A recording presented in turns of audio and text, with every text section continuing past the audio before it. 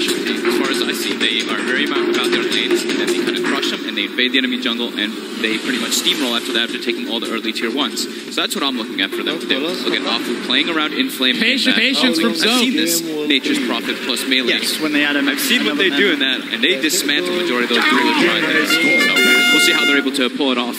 But I'm pretty excited for this match coming up. Except for the fact that it looks on paper, we look and we see an Alkan and Naga on TNC, and we're like, ew, because these two heroes sometimes just bring bad taste in the mouth. But they've been changed up, and it's of course the support Naga, so it is a different.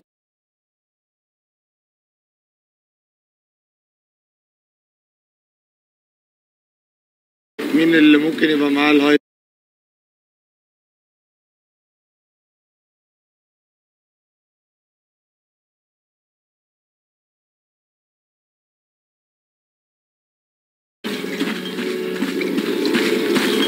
توتال نمبر كيلز 3 موجب.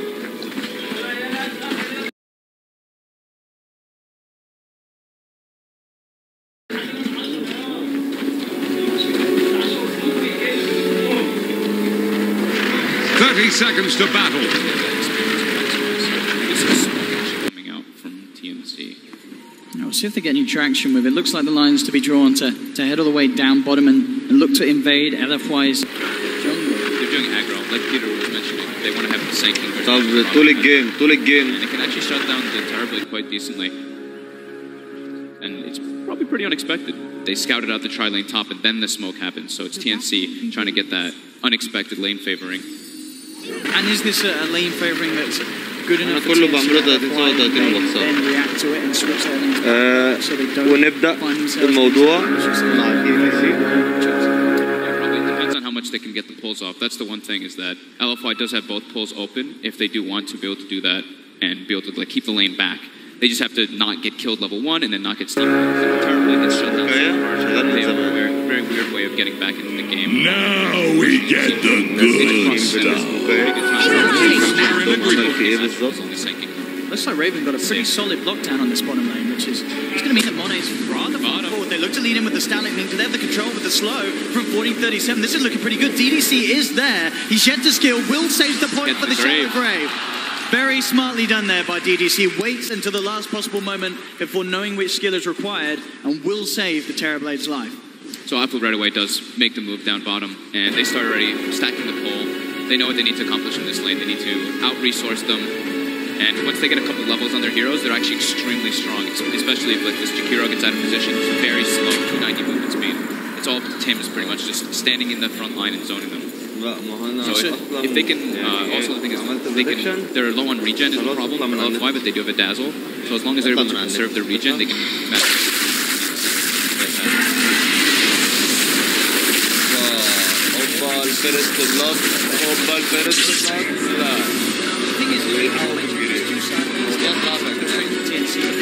موضوع صعب على الثلاثة دول يقتلوا واحد وجنبه ده لا عياله. Heavily harassed at bottom lane, DDC's gone on by TNC, and they'll pick up the first blood just like that. After Monet unable to do anything. Tim against level 2, that comes out. Easy grab on anybody's on the side. That's the one thing if you're playing versus tri-lane, you have to watch your positioning of staying in the lane. If you're going to do pulls, that's okay as long as you have somebody kind of guarding you. For the most part, you can't get caught on the side there. It's just a pretty easy fix. See as well, this mid lane CS is very good at the moment. He is going to jump forward for this, puts the point into the waning rift. It's not quite enough burst. In fact, the acid spray. Turn around, lining up a super. Oh no! Oh no, super!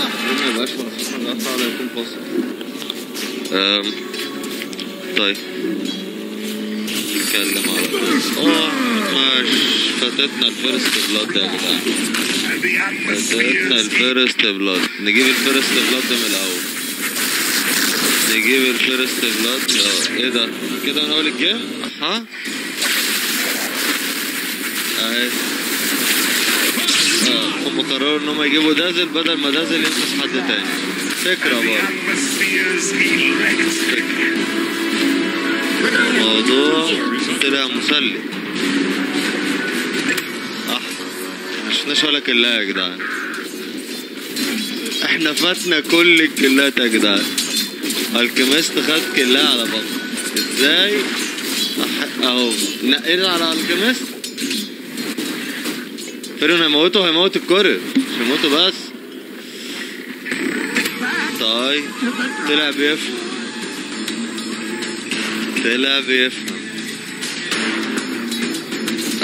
اكيد مش بتكلم. بص او ايو بيتكلم ده ولا بيتكلمش؟ بيتكلم ده ولا بيتكلمش؟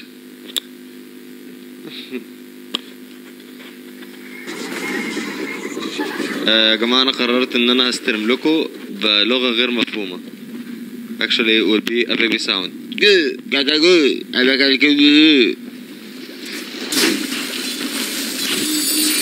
إحنا الكنيست عارف بق في حياته بس مقضيها يشتري هيل. هو معانا ومتقدم في اللاستات هيت والنتورس الكمست. اللاستات هيت عندك بق وراه ابن الأحبة فيريون اللي أنا بكرهه.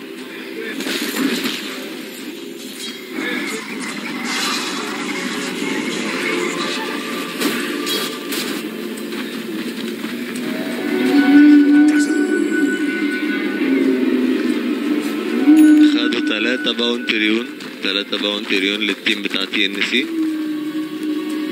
وعندك النجا خدت انفيزبل. تعتقد النجا هتعمل ايه بالانفيزبل زي دي؟ فعلا وستد على النجا. وشوا بقى هاتوا ده. يا ولاد ولا ليكوا فيها كلاية زرد عالم ولا ليها فيها. تعتقدوا الفريق الزراد ده اللي هيكسب بعد ما خد 3 كلات مقابل 0؟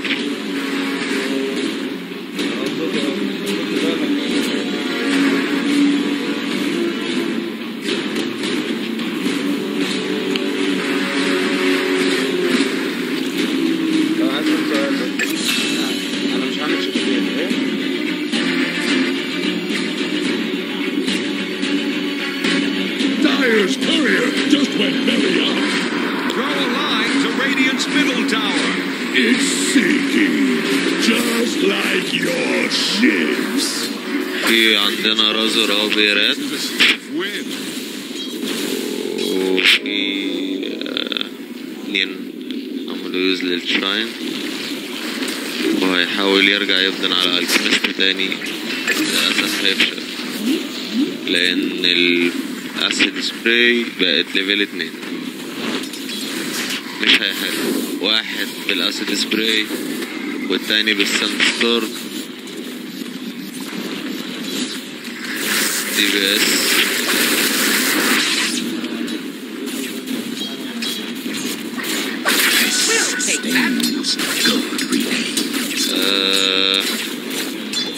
6 و6 ثواني. وحصل تشينج هنا في اللانات. سقطنا احنا حوار التشينج اللي في اللانات ده والله مشكلة بس حلو.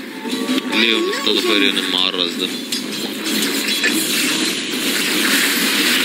عشرة وبروفيت لازم يموت موتة أليمة. Dire's middle tower is drowning. لسه الله يحرقك يا كنيست. هيرو لا يعتمد عليه.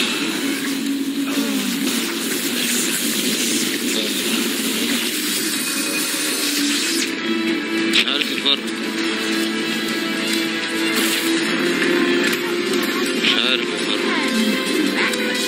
بس عمل حركة حلوة دلوقتي عجبتني.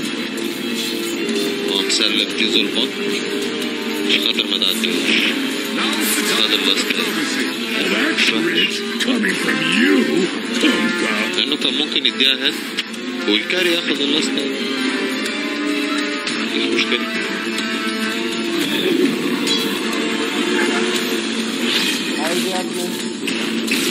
تيجي تبروز كاست مكاني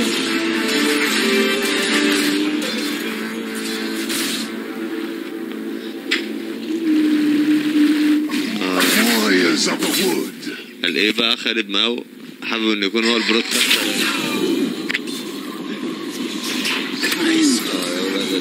عمالين يبيزوا الناس ويموتوا شغل ولاد احابي والله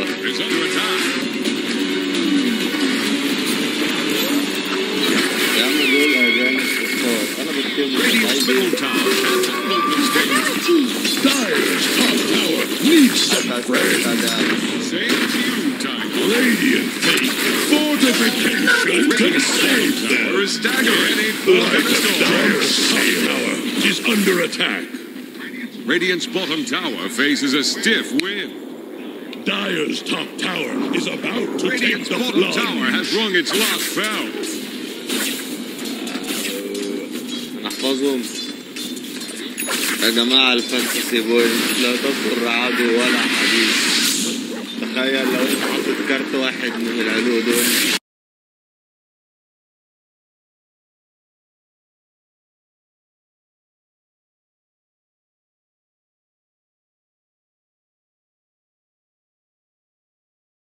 But still, nonetheless, it is the Very unexpected aggro tri-lane, which worked incredibly well. So something I always like talking about is the levels. Of course, after aggro tri-lanes, we take a look, and it's pretty well dispersed. The 4 and 5 on the Naga and Jakiro, and 4 and 6 actually on LFY. So Afu is level 6 on Nightstalker, almost level 7 actually. But now they're looking to try to make aggression on him bottom, diving the tier 2. Yeah, they're ready to go. Out comes the root. 1437 following through with the slow. There will be TP reactions from LFY. They turn towards Tim's. Will get taken down here by Inflame on the back lines. LFY maybe seeing if they can chase down for more. Raven has the ultimate really out. wants to try here. He does have that Dream Coil if he can close the gap. They're really the Nightstalker is very fast with those phase boots. They might be able to catch up to him eventually. They do see him going into the tree line as well. They should be able Very to hard for him to get out. Yeah, they've got the vision. Dream Coil's down. Who will break the coil on an attempt to escape. 1437 is there with the slows. Does still have the ultimate up for a couple of seconds there, Raven. And backup is on his way. LFY may now be turned around upon. Jump forward from Super does get the two-man silence, trying to bring down the Sand King, but Sam H still gets the time for the burrow strike. The Graves there for DDC though. Super survives. Sam H down. Raven will chase down Super. Goes for the jump and gets it. Super's out of there. That Grave. Perfect DDC. timing by DDC. I mean, we saw it time and time again in the group stages. Arfu as well with the Duke and TPI and the tree line gets himself back to safety. And again, they force a ton of reaction toward the bottom lane, which frees up a lot for Monet to get that farm. Still not really completely recovered yet. They don't kill the Razor. They get a Sanking though, at least, and lose nobody. It was actually Afu was holding the Void there because he didn't want the Razor to just TP out right after the pull and use Void. So it actually ends up getting a lot closer to their tower, but he had to do so. And it's really important that they're carrying Reveal on the Nightstalker and the Dazzle, because in that situation, he puts down the Sentry instantly as soon as he sees Sanking. Sanking goes into the Sandstorm, but yeah, they cleaned him up.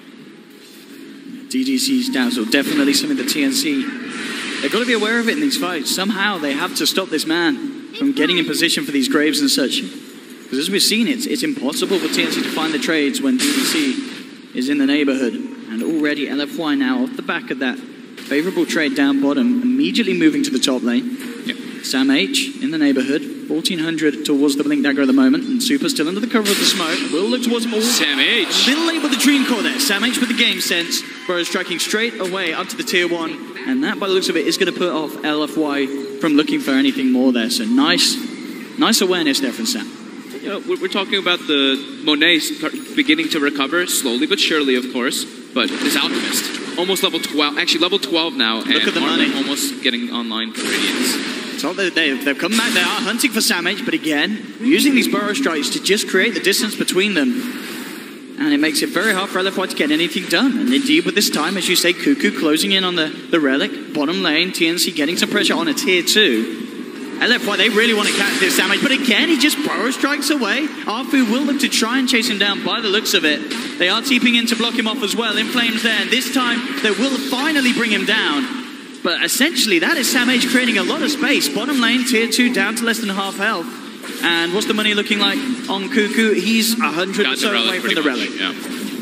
And they're going to get this tier 2 by the looks of it down bottom. So LFY's trying to punish as much as they can because they're like, oh, Alchemist is just farming this whole time. We have to make as much happen with these R4B4. But at the same time, TNC's getting some very favorable trades coming out here. Now they have a lot of access points into the enemy jungle. They put some very nice aggressive wards down too. So they're able to watch wherever Monet is farming. Monet actually able to start cleaning up an ancient stack, which is going to really start accelerating him. Yeah, there's only a few hundred now behind Raven. TNC's carry, so that laning stage starting to, its effects at least being reverted, but definitely overall the fact that Cuckoo and his Alchemist exactly where he would hope to be at this stage. Yeah, 1437 is playing the Jakiro as he normally does. He just throws down his Macro Pyre on a wave, just pushes it out as much as possible, meets up with his team, throws some Liquid Fire. Doesn't really care if he gets killed in a lot of those situations, because he's doing his job. He's just making sure the lanes are forced out, and it's really hard for LFY to do those invasions. They talked about it on the panel that LFY has a good team to actually be able to invade, but not when these kind of situations happen. And Radiance is going to be online in 150 gold, so he pretty much has it. So I'd like to see TNC definitely smoke up as soon as that Radiance gets online, so them to just make plays around the Alchemist, because it's pretty hard to bring him down at this point. And I guess that's the thing as well. Once this Alchemist gets his Radiance Manta Octarine, and there's not too many great ways for LFY to deal with sort of that Radiance illusion push, is it? Not really, no. They need their Terrorblade to be big to deal with that. Or the Nature's Prophet, of course, who is farming very well. Down bottom? Definitely 15 minutes in. TNC turning up here on the main stage against LFY, this absolutely terrifying team in the group stages. They've got Blink now on Sand King. Hood already picked up on the Razor. They're looking at LFY's lineup and they're like, yeah, they're majority magic damage until the Terrorblade and Nature's Prophet get a couple items. So it's good itemization by Raven. Oh, look at the D ward here, TNC unblocking their camps from LFY's warding, and LFY, though they know that 1437 was there with the D ward from the low ground, will find him in the tree line, bring down the Jakiro. It's bound to happen at some point when they're splitting up so much on the map. Like Razor's showing bottom, Sand King's showing top, Alchemist is still jungling. They're not 100% aware that the Alchemist is jungling, but they probably have good reason to believe so. So every time they see someone else, like that's like one of the big rules of Dota. If you show in all three lanes, one of you is bound to die. Raven, it's okay, he's feeling safe. The static lane will be broken straight away, but nonetheless enough to stop LFY chasing him down. No TP cooldown was still there for Inflame. If the nighttime was still lasting maybe a bit longer, or if they had that TP cooldown with darkness, they maybe could have committed.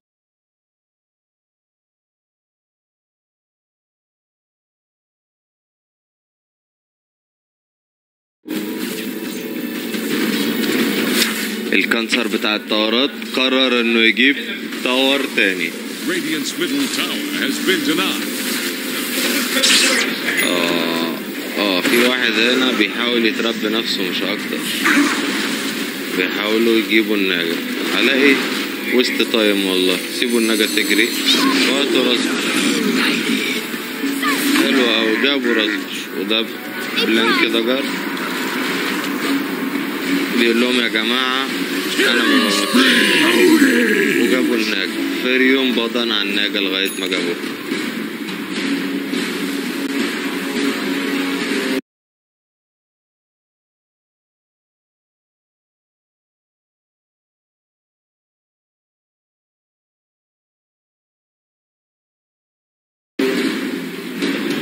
قوم يا ابني افتح للمذيع يا ابني. المذيع العيال قول له انت مطرود. قول له نبيل بيذيع مكانك وبيقول لك انت مطرود من الشانل بتاعتي.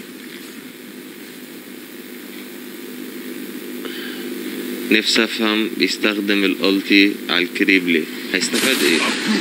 هيستفاد ايه لما يضيع التي ممكن تساعدهم في فايطايا 5 vs5.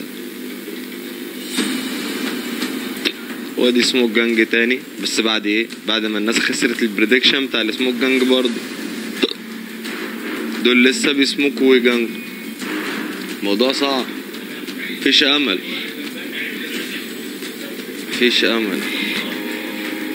موضوع صعب. حتى الجنجاية مش عارفين يعملوها. اخركوا دازل ويضرب الجريف وهيخش يموت نفسه من الروشن. يلا يا ولاد ده انتوا قررتوا تاخدوا الروشن كمان؟ والله شوية قالوا قال لك ايه، قتلنا دازل جوه نقتل الروشن كمان.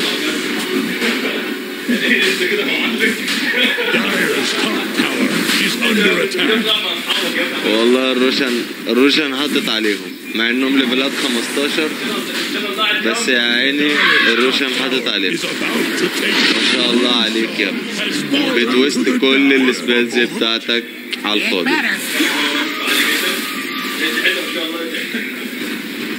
انت مطرود يا بدأ واتأخرت ليه؟ يا عم انت ما اذيع على البرودكاست بدأ يا جماعة جاي يتنك علينا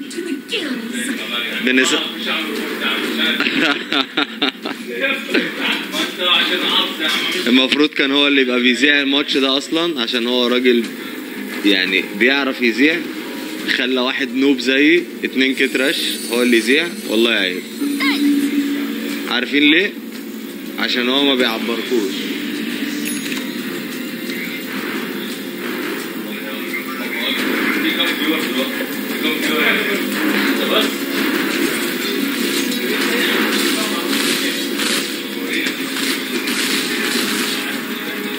يا مين اللي بيستريم على اليوتيوب يعني بياخد صوتي؟ طب ما كده يبقى متأخر على الفيديو.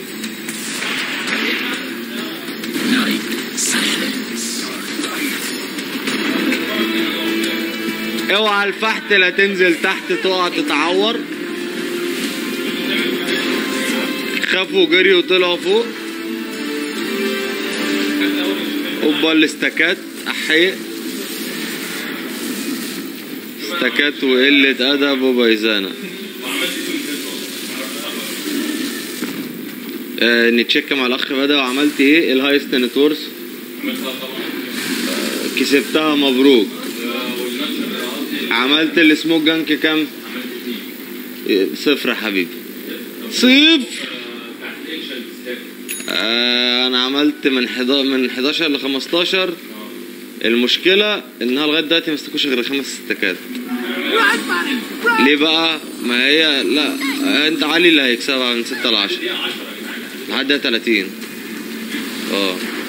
لحد من 30. انا قلت هيعملوا على الاقل هيستكوا لهم 15 ستاك. بس واضح ان معاهم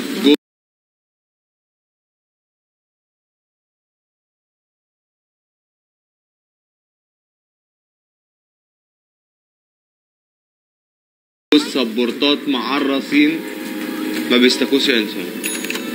الناس لازم تعرف، اقسم بالله الناس لازم تعرف ان دول سبورتات يعني كفتة.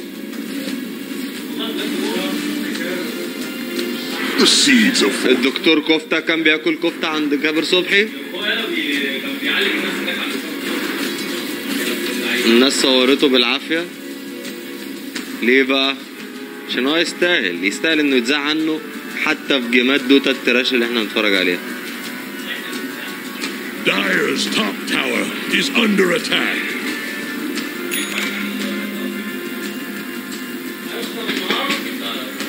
Dyer's top tower take the blood.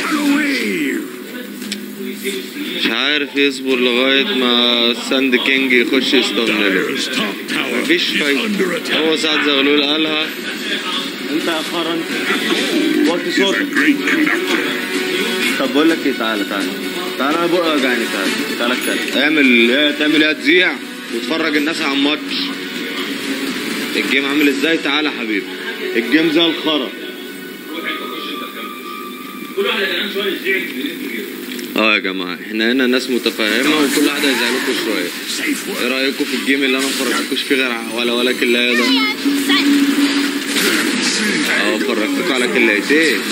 ودي التالتة جاية. التالتة جت. يا سلام باكي بيجري. ران فير. Please don't kill me, I'm too fucking scared.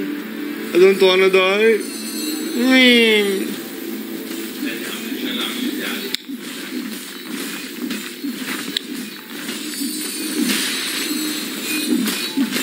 انت كده فاجر يعني؟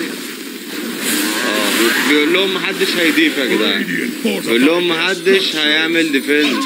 بيقول لهم خدوا ماينس ارمور، خدوا بويزن، الكريب اللي هيطلع هيموت. الجولد ده كله بتاعي والله. بريء يا بيه. الناس كلها نايمة وبتشخص. جاكيرو وقف وعمل كل اللي عليه، بس للأسف السبيلز بتاعته آخرها تقتل الكريم. رازور مات موتة عنيفة، زنقوه في الشجر يا عيني.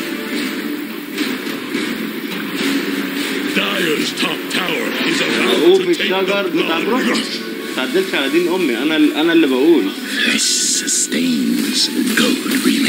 يا ترى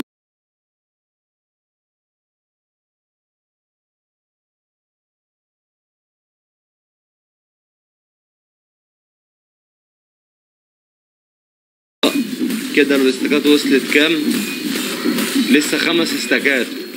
البشوات ما بيستكوش الانشنت واحنا بنضيع. منت 24 مفيش امل ان احنا نوصل ل 11 استك انشنت.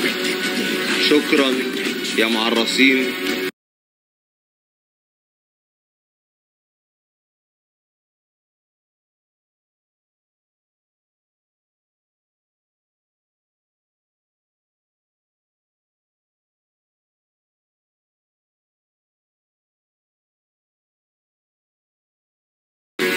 شكرا للسبورتات اللي ما بتلعبش.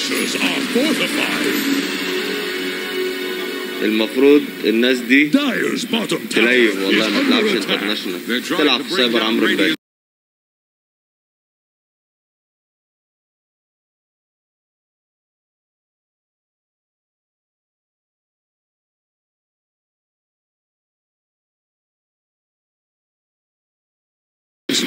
Dyer's bottom tower couldn't withstand. والله لو في شاتويل هنا كنت سبمت عليه. Radiant's top tower is under يعني attack. ما شاء الله الكيمست في النتورس بتاعه الضعف. Radiant's middle tower.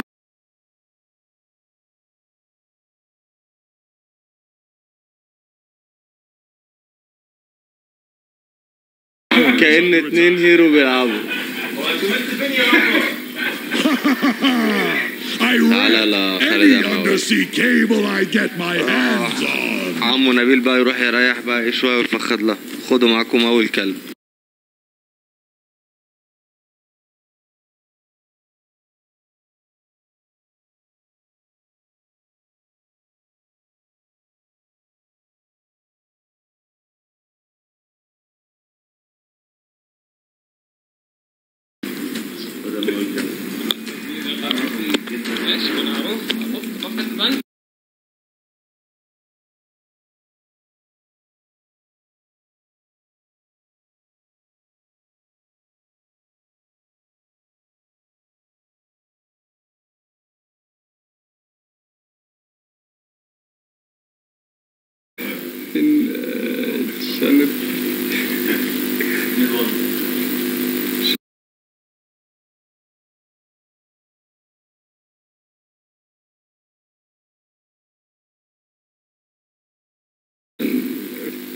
نتفاعل مع الأولاد بتوعنا. السلام عليكم. 2 بس نتفرج علينا.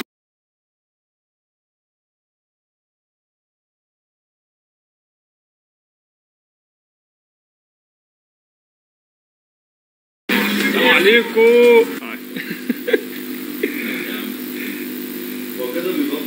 لا معمول له بوت. ما هو لازم عشان اشوف الناس اللي عندي يا ابني. في واحد بس اسمه مش عارف. يلا مش مهم، ده راجل تبعنا.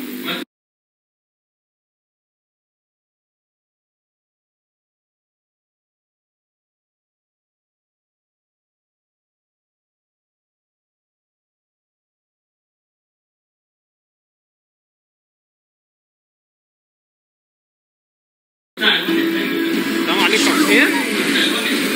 مقطع واحد يجيب لك واحد، الواحد اللي جابه يجيب كمان واحد.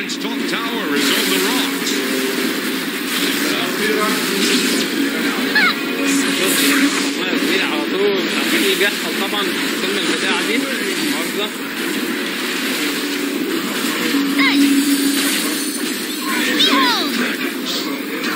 ما انا هخترت بقى. شايف يا عم والله ما بعرفش اشوف تحت المية ايه.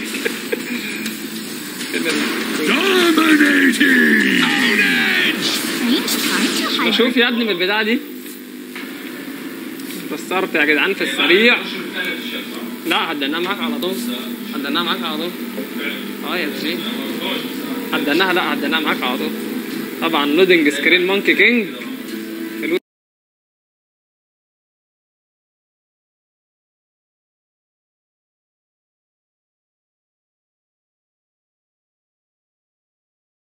بص يا جدعان الكوليكتور كيش بتاع نبيل. بنستلم من الجيمنج هاوس بتاع الاستاذ نبيل يا جدعان. نبيل نتالي يعني السرعه 16 ميجا. مكاتب لجميع الفريق يا جدعان اللي بيخسر كل الماتشات عشان معانا بوزيشن 5 انداينج. انا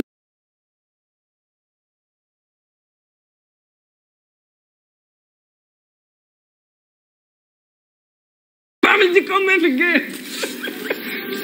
طبعا عليك احتمال. Radiant's middle tower handled this deluge. بص طار المد الطار بيسيح يا جدعان. طيح ديكم الطار. Radiant's middle tower is under attack. Radiant's middle tower just healed over. احد هيخلص في الناحية. ماشي 1-0 هيكسبوهم 2-1 بقى. الدنيا ليه طبعا مش شايفين حاجة. في NC يا جدعان العيال الكورير بيعدي من وسط الناس كده. Draw a line to Radiant's middle tower. بينزل عليهم بس كده النتورك بتاعتهم 24 كي.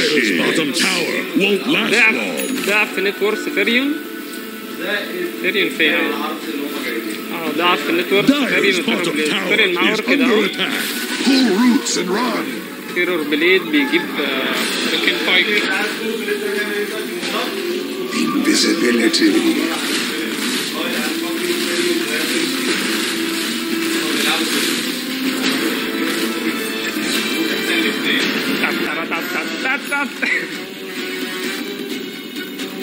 Gold is a great conductor.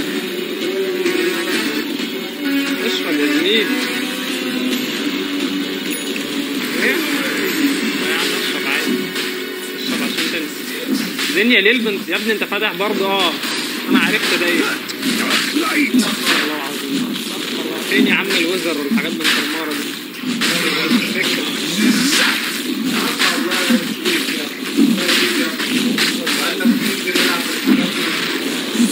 عم انا ما بلعبش بيه.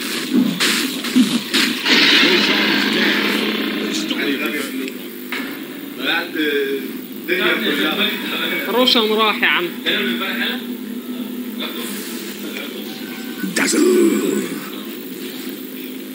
الناس بتتغدى وتيجي يا جدعان واحنا قاعدين.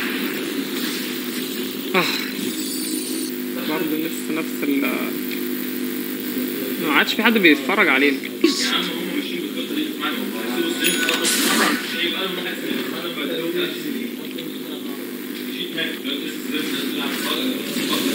كاكا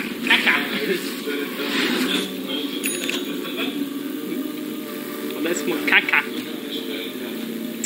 32 واحد خدوا برايز عشان الكوريا اللي مات يا جدعان. وال 32 مش بيتفرجوا علينا في الاستريم يا ولاد المره. افتح الاستريم يا ولاد ديك الكلب. خليها على ساند كينج ايزي.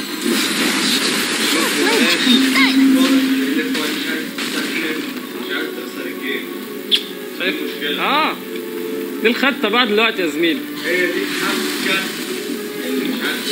الكيمست 6 ايتمات دلوقتي. هنبدا نشوف اجانيمات بقى. عندك اجاني من الاستاذ ريزور لان ما معهوش ايتمز. النجا هتبقى سخنه بس هما ما بياخدوش دامج عالي عشان النجا ترجن اصلا. غالبا رازر طالما رازر ما معهوش ايتمات كده عريان جايب لي كل ديفنسيف ايتم بليد ميل وفود. الدنيا ليل يا جدعان ورازر بيموت.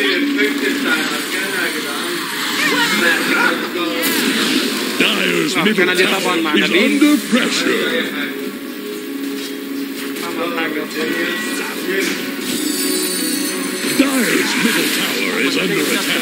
مش عارف اكسب ده والله. انت قعدت استوديو تحليل انا زميلي. الكيمست ماشي بيهز طياز ونجا بتعمل له بلوك يا عبد الاحمد انا معاك في التيم. الكيمست اكيد في المقدمه يعني شبه ما عادش ضعف النتورك على العاب تيريون جاب رقم 5 مرتين ده.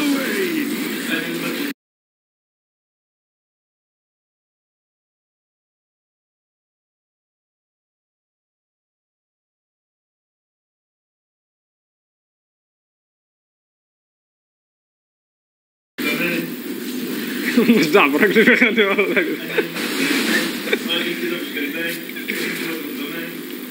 ده راجل كاتيان اللي بيغني ورا ده. عمري ما كنت كده مرة بتاعت زمان لاني ما كمان. انت كحيان.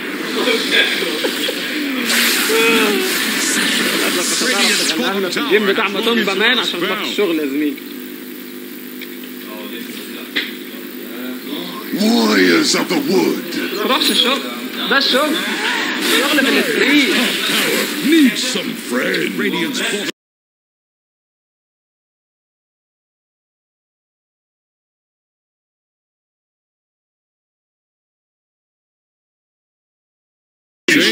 نعمل وجبات. Dyer's top tower has fallen. ايوه هنجيب بينجو وبلياردو.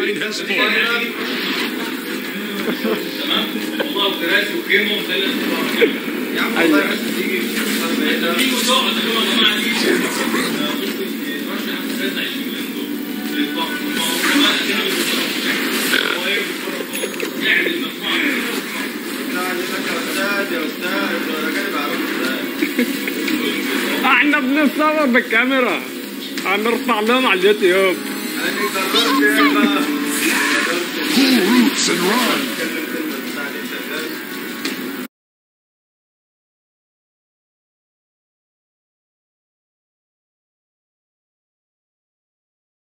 حتى لو مش فاهم الجيم فيه ايه ان شاء الله خالد معلق على البنت مش عايز ده عمد على السيكرت شوب اهو. تاني ممكن نبص عليه. بص ويلكم تو ذا سيكرت شوب.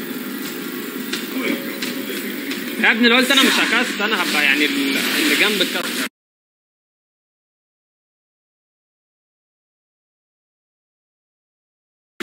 Dyer's middle tower is under attack. الجبيب اللي جنب الكاست قبل كده. طبعا دي عيال جعانه مالناش دعوه بيها يا جدعان. فعلا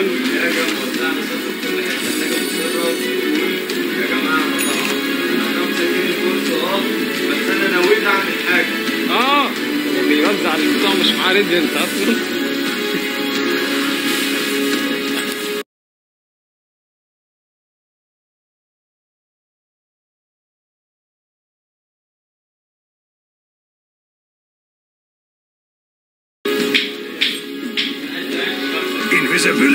يا ابني تعالى كاست يا ابني.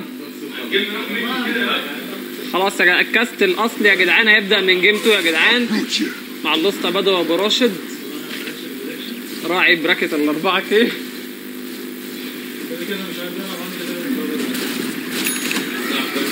انا هلعب لك الدبل رانكر. نفسك تلعب بدوي الله اكبر الله اكبر الله اكبر.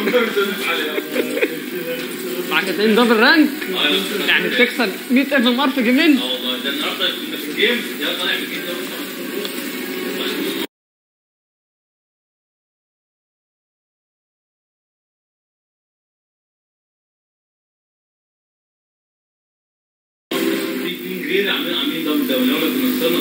ده بوريو بيتفرج يا جدعان. السلام عليكم يا اسطى بوريو. بوك شمب بوريو جاي اهو. رد علينا يا اسطى البوريو. ناولني يا اسطى الموبايل ده عشان الناس بتسب لي الدين دلوقتي. لا تفاعل معانا في الشات يا اسطى البوريو.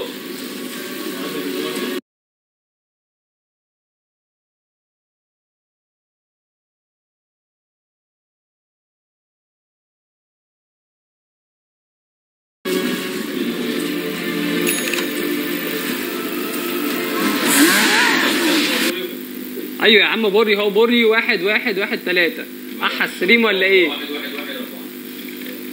ابص راح جابت له بوري.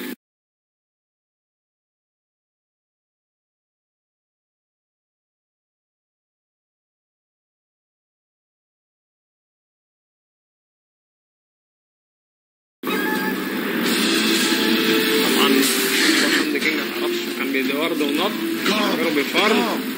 الكريس بيهز تيزو برضه. وفي لاج يا اخوانا اللي فتح تكس ورا. السلام عليكم يا استاذ نبيل.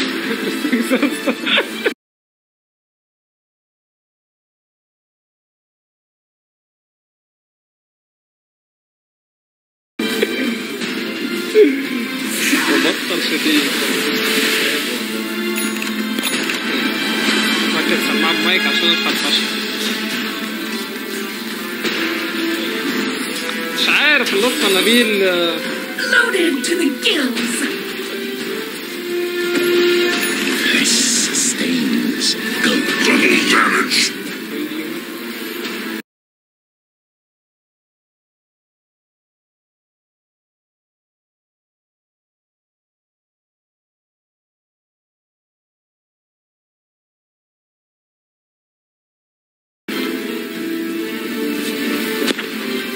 في خرفشة كده يا جدعان ولا لا؟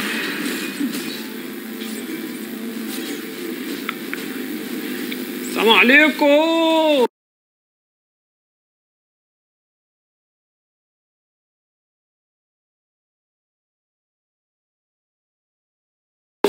ترد علينا في الاستريم يا اسطى. خلاص يا عم الغبي بص على الجيم. يا عم نشوف حد يعبرك ازاي؟ نشوف بوريو. لازم نشوف. ما انا يا ابني الكاميرا ماشيه على طول. كما بص يعني بلانار واقف مستخبي في الشجر وايه بيسمع كلام فيه ستين ذا تريز.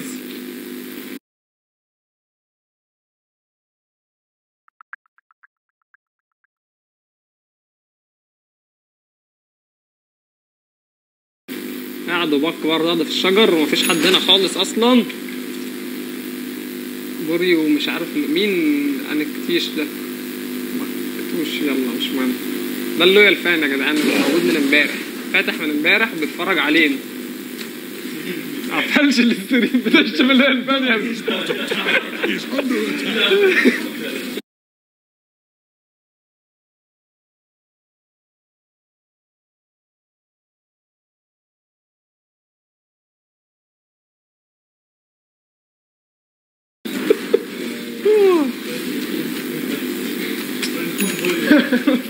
ايوه الجماهير العريضه. واحد فتح اللينك امبارح يا ابني هو بص 194. فتح ويعمل فيش فتح ويعمل فيش. لا يا عم الواحد بواحد بس. اعمل انا كده. ده في واحد بقى اللي بيحبني.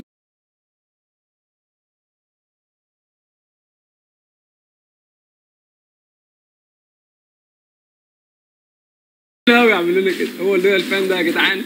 ادي له واحد شوت اوت مش عارفين نقرا اسمه. الله الوكيل غير اسمك يا اسطى عشان نقرا الاسم بتاعك. بلانار بيجري يبا ياخد الصن بعبوس من تحت. فتلج ومات ضربتين من كوكو ده يعني الفخ بالاجنحه. مالناش دعوه بيه طبعا عشان احنا نباتيين يعني لازم نصيطنون احنا نباتيين. ايوه هوبا كوكو ده يعني ماي كوكو.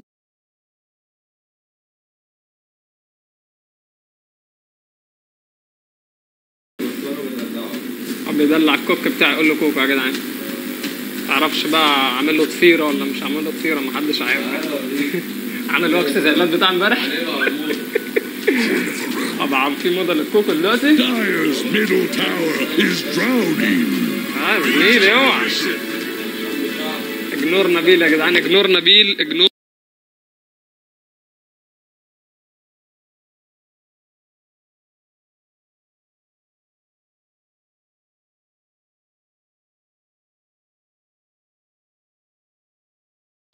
نبيل. هات لنا يا ابني المايك اللي هناك ده. Warriors of the wolf. انا عمال يا اسطى بس انت اصلا بتعمل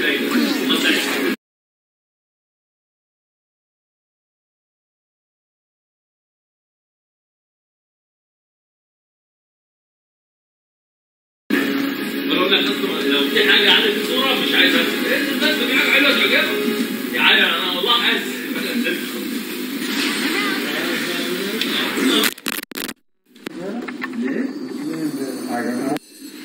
السلام عليكم يا جدعان. المايك ده شغال ولا لا؟ المايك شغال ولا لا؟ فايت. اوبا كوكو بيتفشخ يا جدعان. كوكو هيموت. كوكو مات يا جدعان.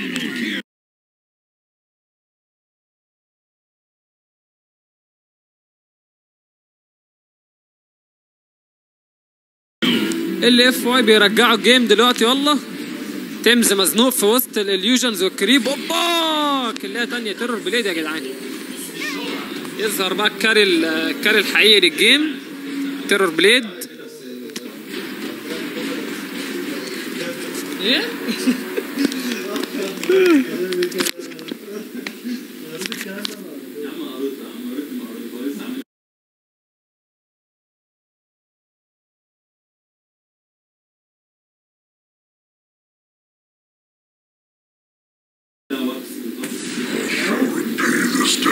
مين عملها له؟ مين عملها له؟ هو عملها.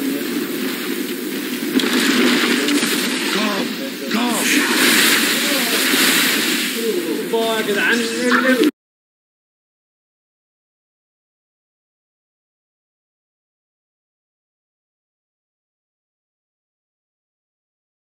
بيخش رقص والله يا جدعان. تيرور بليد نجا باي باك ستان ضربتين فورس ونجا تضرب سليب يا جدعان. هيسيت اب الفايت. جاكيرو ليكويد فاير بايس باس والتي ودمج مش عالي بس في بسنتر من ساند كينج وتيرور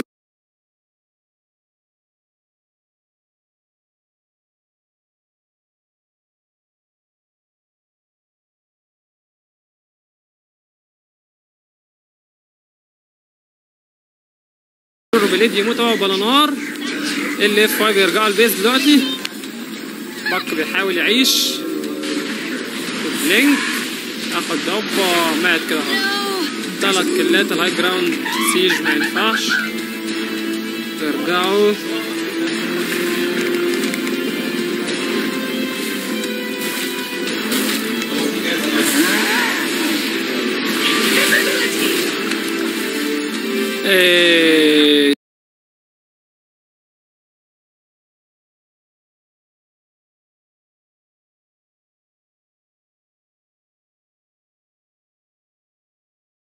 السلام عليكم يا جدعان.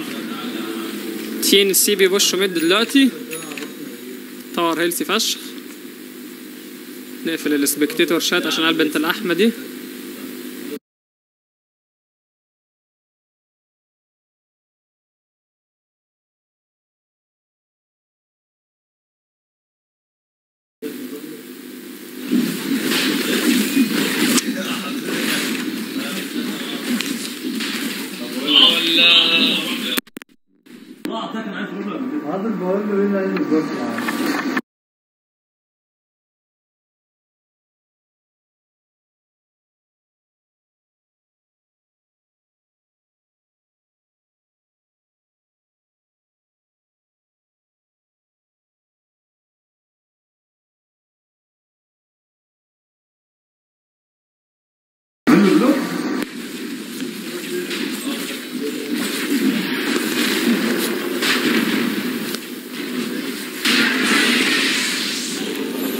روشن تيم ياخدوا روشن سموك على طول. تيرو بيدا يصحى اهو. باك 15 ثانية. 3 لانات عاملين بوش الى التوب لين. سموك مستنيين حد يديفند بس تين ال جي دي ارينا الموضوع. Radiant's top shrine has fallen. ماشي. ميوزك واليونت سبيش كده سليم ولا لأ؟ الكمست ياخد اركين رون. الكمست الالتي 28 ثانية والديوريش 25 ثانية يعني 3 ثواني بس من غير الالتي. لازم ياخدوا فايت الدقيقة الجاية. اخوانا احنا بنكاست يا اخوانا. انت عاملين تتكلموا على شواذ. طلع بتاعك يا ابن الحاج.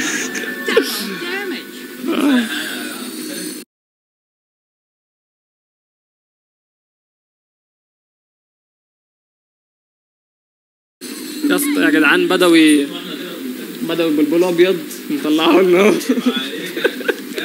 خلاص يا اسطى صرت بدوي اللي هكاست الجيم الجاي يا جدعان. بوريو لسه فاتح يا جدعان وغامق اهو. بوريو ما بيتكلمش في قسم تويتش شات. تتكلم يا ابني ما احنا بنستريم لنفسينا.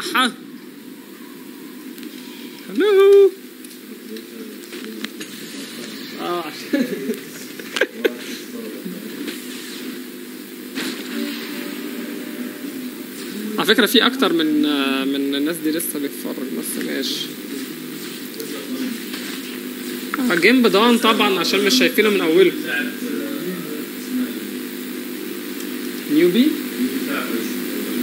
Radiant's top tower is on the شاينيز rocks. دوتا. النت ورث والله ما فيش فرق قوي مع ان معاهم الكيميست. ورث بتاعت ال اف واي عالية فشخ.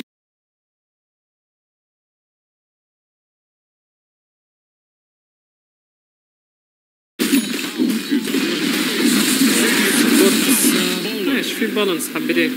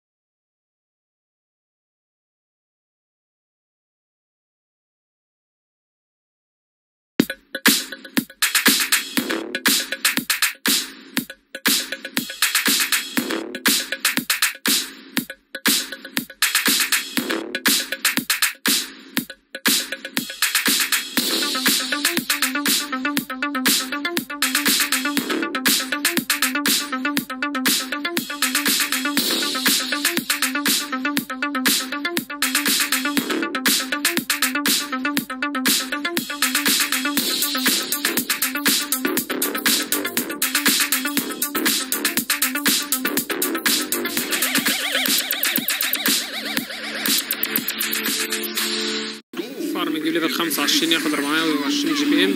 جاكيرو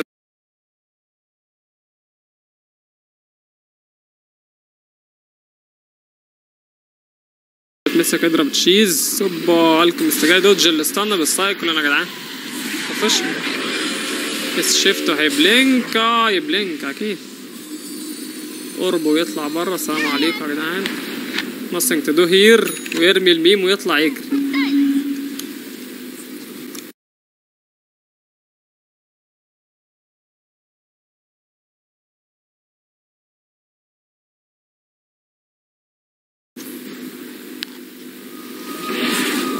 جاب ليفل 25 غير الكيميست. فريون اهو لسه هجيب. فريون يجيب ال 25 يا جدعان. قسم التليبورتات في اي حته.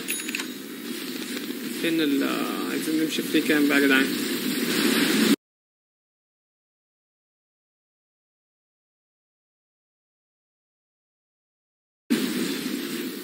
فريون فاتح بي كي بي ما تعرفش ليه.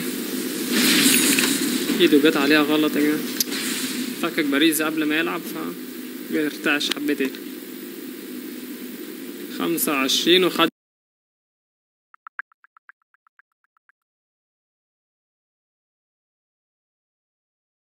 التالنت بتاعتك كول داون. مفيش كول داون على التي بي كده. لم الاربعه باونتي رون لو كان 3 كيلو ام ار طبعا. حتى اللي نبيل بيعملها اكيد. نبيل نام خلاص. بس ده مش معناه ان احنا مش هنشتمه. لازم هنشتمه برضه.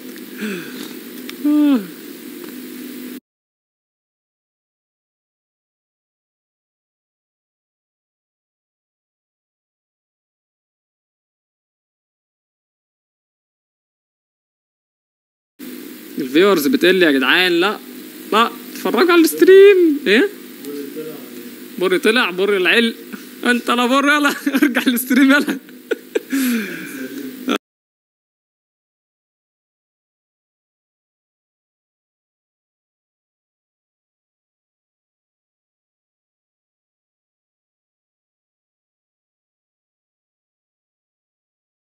مفيش حد غيره في العزا. غد اوبا بقينا 202 فيوز يا جدعان. بس احنا نبوظ الستريم من هنا ونشوف يا جدعان كام تحميل هذا الفيديو بملف الاي دي ام يا جدعان بالعربي باللغه العربيه. بوريو لسه موجود في الستريم يا جدعان.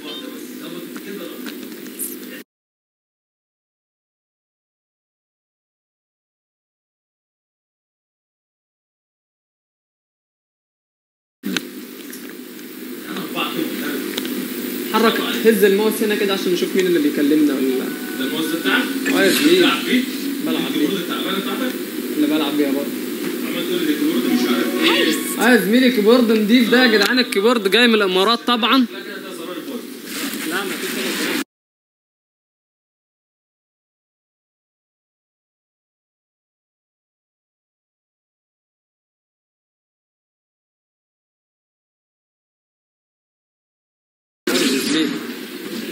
انت الحقد فشلته كده. بس انا متعود على اللابات. Raise a defense for their bottom barracks.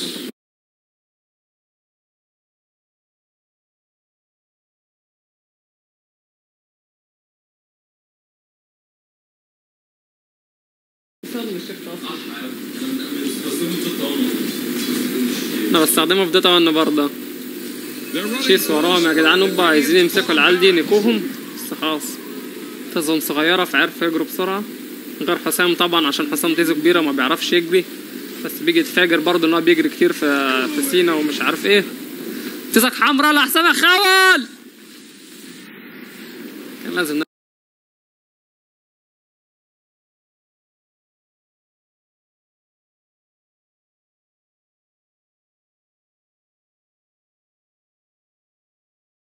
نعمل واحد شاوت اوت يا جدعان.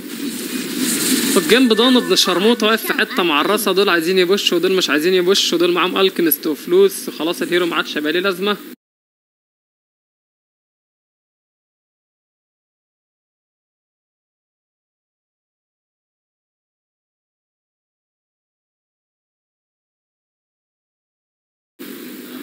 بس هجيب اجانب.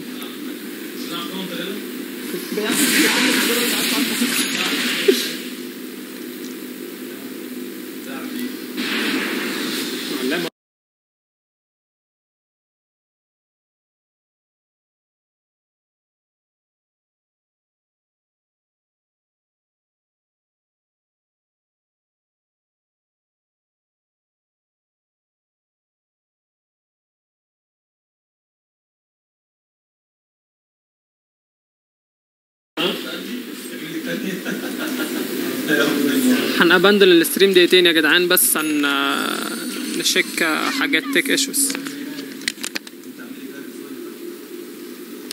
ده انا كنت عمال شغال بالسنايبر ما شاء الله.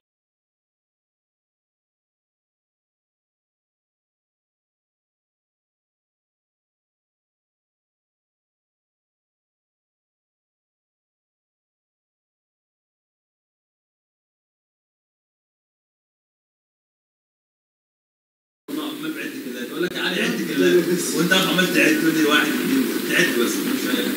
اولادنا ليك شرب المريضه بتاعتك كلها؟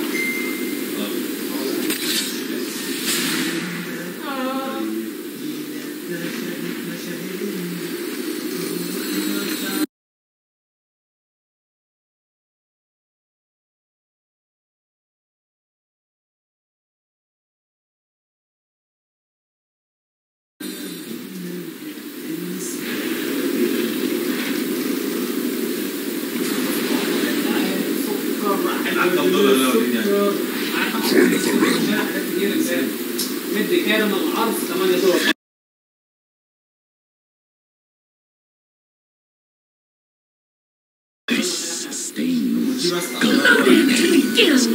شبرا بيهم نفسنا حاجه ساعه وبتاع. حسام هيدفع لي 10 دولار 20 دولار. اضطر برضه اقول قدام الناس عشان ايه؟ هو قال لك كده ايه؟ العرض طب هيجيبهم منين بالمره؟ ولا بيلعب على ده مش موت السندجين ولا موت. يا عم هو قال لك ما جابش ولا تريجر ما عملش ولا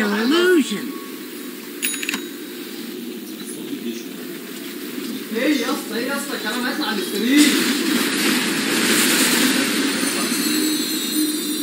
مش الجيش المصري يا جماعه.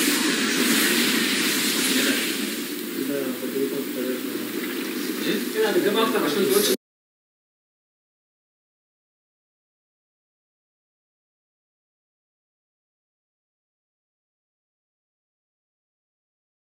الجيش الاسرائيلي اللي هو الجيش الاسرائيلي فيه اثنين.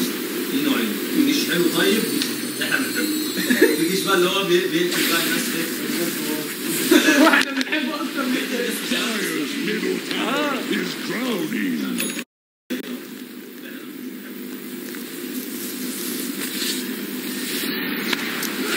السلام عليكم يا جدعان والله وبيضرب الركس انتظر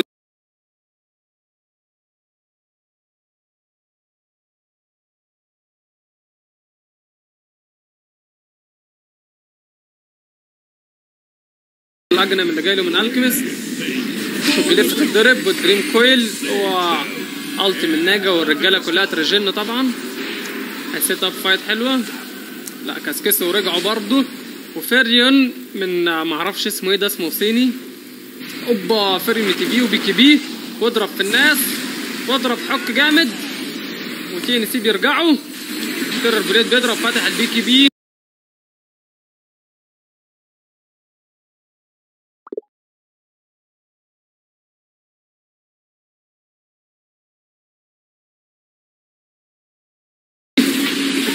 دمج عالي جدا على الكيمست بيطلع دي كوم وبيجري وستوم من تيرر بليد. بلانار خد واحد في ديزو ايه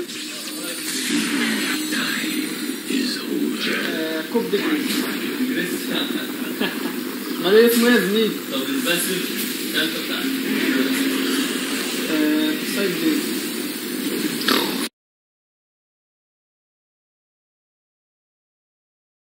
انا اكس 5 صدق علي الاول مش عارف اي حاجه.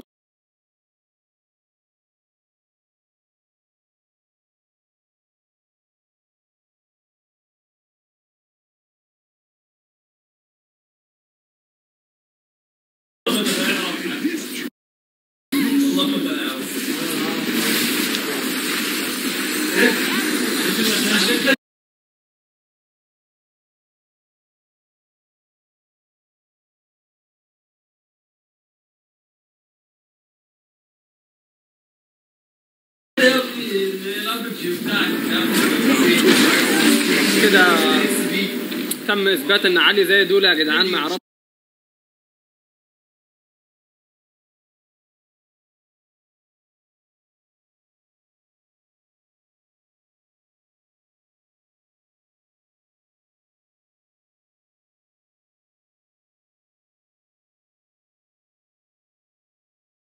الحاجات دي. والاثنين فيك 5 كي اصلا. احنا كلاسترز الحقيقيين. اوبا واعرك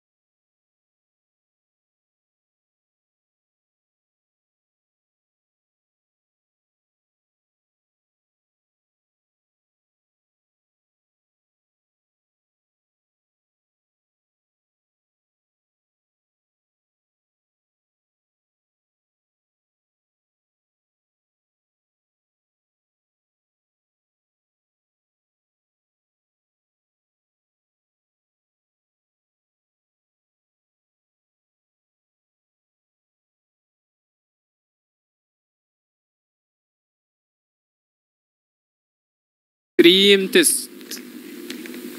الله الله.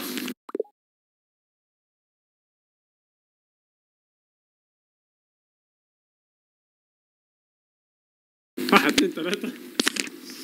بس.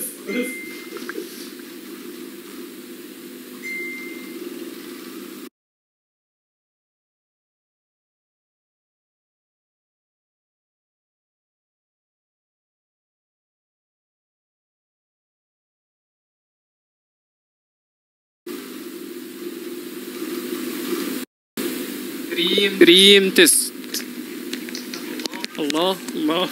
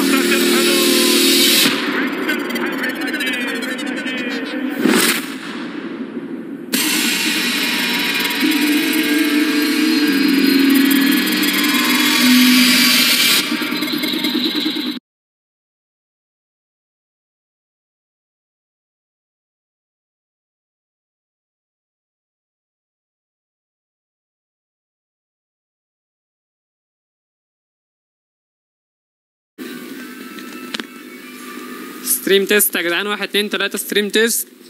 ستريم تيست. ستريم تيست.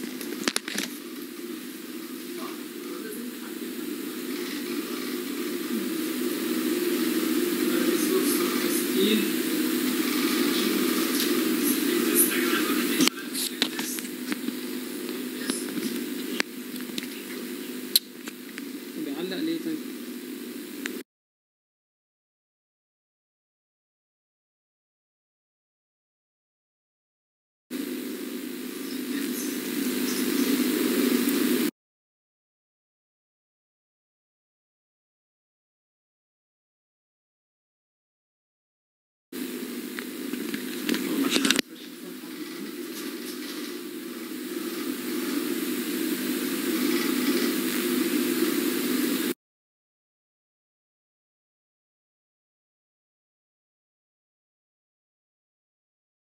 رينج 200 ومحشور يا جماعه، حاجه غلط.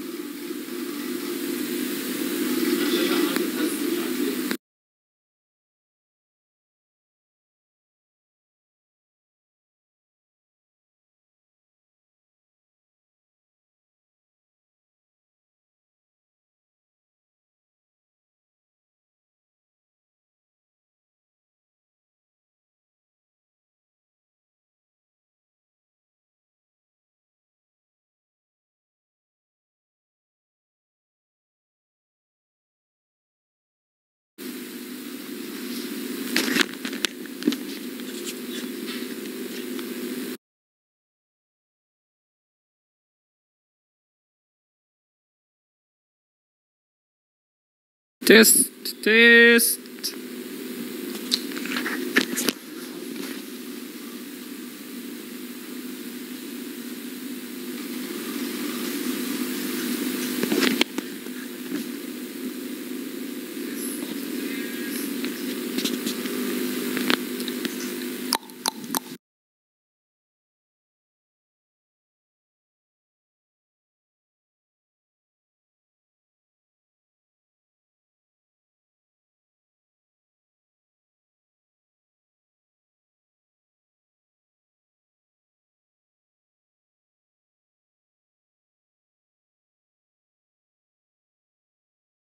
That little sketch. And we have assembled some of our best outtakes and someone else as well. So hope you enjoy. 0105, take one. Whoa, sorry. That was way. You just go just a smidge more with your left. Yeah, just out a little bit. Oh, 5 minutes to curtain. Spit it out. How long? 5 minutes to curtain. Okay, new guy. Thank you. How about you come and get me a coffee? Okay, all right. Okay, why don't we just hide these? Oh, God, please. Not Gavin. Everybody's either going to hate us or... Sweet Gavin. What is this? What? Little something I've been working on. I so sorry, I hit her with the this. We don't have a couple of minutes. We will if you shut up, all right? All right. Much. Okay. Even he called me donkey boy. Okay. I can't see. You're so bony. Ow. What did I just hit? Nothing. Those are my knucks. I'm a man. Get rolled with the fever on the dance floor. Step to the side. You gotta rap with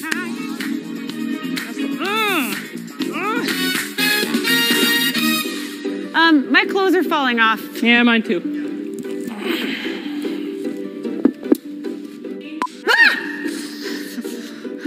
What's he doing here? Maybe he could help us. Shut up. It's the shopkeeper. I know who he is, dumbass. Damn it, I'm sorry. It's the shopkeeper. I can grant you the might to overpower any foe. Okay, well, I just got hit because he didn't protect me. Good. Why don't you shut your mouth Why don't when you I'm get talking your to you? head chopped off, all right? Can you tell him to stop making a terrible face? I'm making a sexy face. One cracker each, please. Yeah, one cracker each. You sneezing? What's that? Nothing. One cracker each. Yeah, one cracker each. Jake, are you looking into the camera lens? I am. I forgot. Would you guys mind terribly if I kept it at we like being stupid? I kind of like that we're kind of a team now. I should know my way around this place, but it's weird. I mean, I'm not supposed to be in here with you, okay? What? This is Dota, stupid. Anything could happen. If you call me stupid one more time... Do not flick my crystal! Wait a minute. That's a courier. Touch me again, die. To the key! Watch out, jackass! Hey!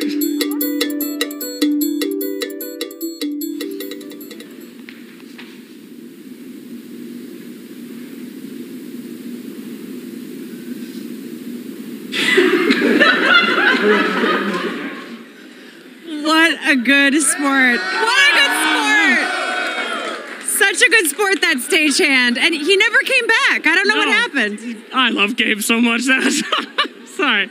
Every time I watch it, I can't. I have to laugh at that last part. He's the best part. Oh, my God. Yeah. Oh, and you too. You were great. Oh, you were great, Casey. No, you were great. You know, you were so good at this. You were so great. We're great. enough of this. All right. Are you... What? Are you ready? Yeah, what? What are we doing? Are you ready to talk to your fans? Oh, gross. All right. Hello, fans. Hello. Hello. How was that game? The obelisk. Yes. Good stuff. Wonderful. What did you guys think of that last game? Amazing, right? How do you think the next one's gonna go? Who? TNC's gonna win. TNC. Whoa. Fight out number 2. Whoa. If TNC loses, is OG versus TNC again, though? Yeah. I mean, all right. Wow, rough crowd. Rough crowd. We're gonna send it back to you guys before things get really crazy. Thank you. I gotta say, I love the outtakes almost as much as I like the final edited piece. I just wish they would have shown him flying on the courier. I want to see that next year. Get the real donkey to fly. Yes, a literal flying donkey. The technology is there. Looks like the teams are headed back out, and out in the galley we see that the fans are rooting for TNC. And I gotta say, there were some favorites that didn't perform up to the skill level that we expected. TNC's a different story. They were so neck and neck with LFY that entire game. They could have won the game for sure. They even had a point where we thought that they actually won. Yep. When they got a couple of kills and were heading for their base, but they just couldn't manage to finish it. We got ready to come out, and then we sat back down again, and the game just continued to go on. And it was like so close. It wasn't, sometimes in the typical Alchemist game fashion where it's, well, is he going to be able to get to his farm early enough? Yes or no. It winds up being that binary. A lot of times you don't see Alchemist games that just kind of stay that close for that long, with Oggs just continuing to get fed to his teammates. Oggs. That was great. Oggs. I've never heard it like that. Yeah, of course. I don't say rather, I say rather. Therefore, Oggonyms. Yeah, it was good. TNC won a lot of fans over last year, and you can see that support here in the crowd today. They're bringing in some great games. I'm pretty sure everybody just wants a game 3, though. Oh, yeah. But when it comes to like Alchemist, I think they did an okay job of kind of keeping up. They were able to hold high ground, which was really important. But Alchemist became like, he had so much net worth, and the Razor and the Sand King cores, they really just weren't able to support him in the way they needed to win that game. It was just Alchemist versus the world. They needed to end the game earlier. I think Inflame did a really good job of delaying the game to get to the point where they did need to win that game. Also, I think that whole game 1 draft was kind of targeted at Super and kind of saying, okay, what else can you play besides Medusa, Death Prophet, and Dragon Knight? And you talked about the DK being a block pick, and they kind of put him to the test, and Super did deliver. So now we may see TNC take a different strategy for game number 2. I want to ask about the Razor pick, because I know that that's consistently been the one hero that seemed a little bit suspect as the game went on. Is there an alternative pick that you'd like to see, or just a general mindset shift away from that type of hero?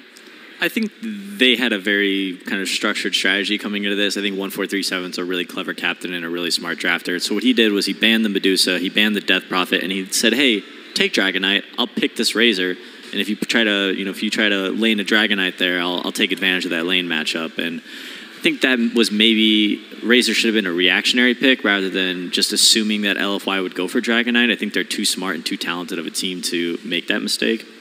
So that was a little bit of a... It's a downside of not wanting to show the last pick, because they needed to pick something for 4th, and sure, they probably don't want to pick the Alchemist there, because then they definitely give the opponents. Last pick Alchemist was a... Yeah. We saw TNC almost took it with that. It's a strong last pick.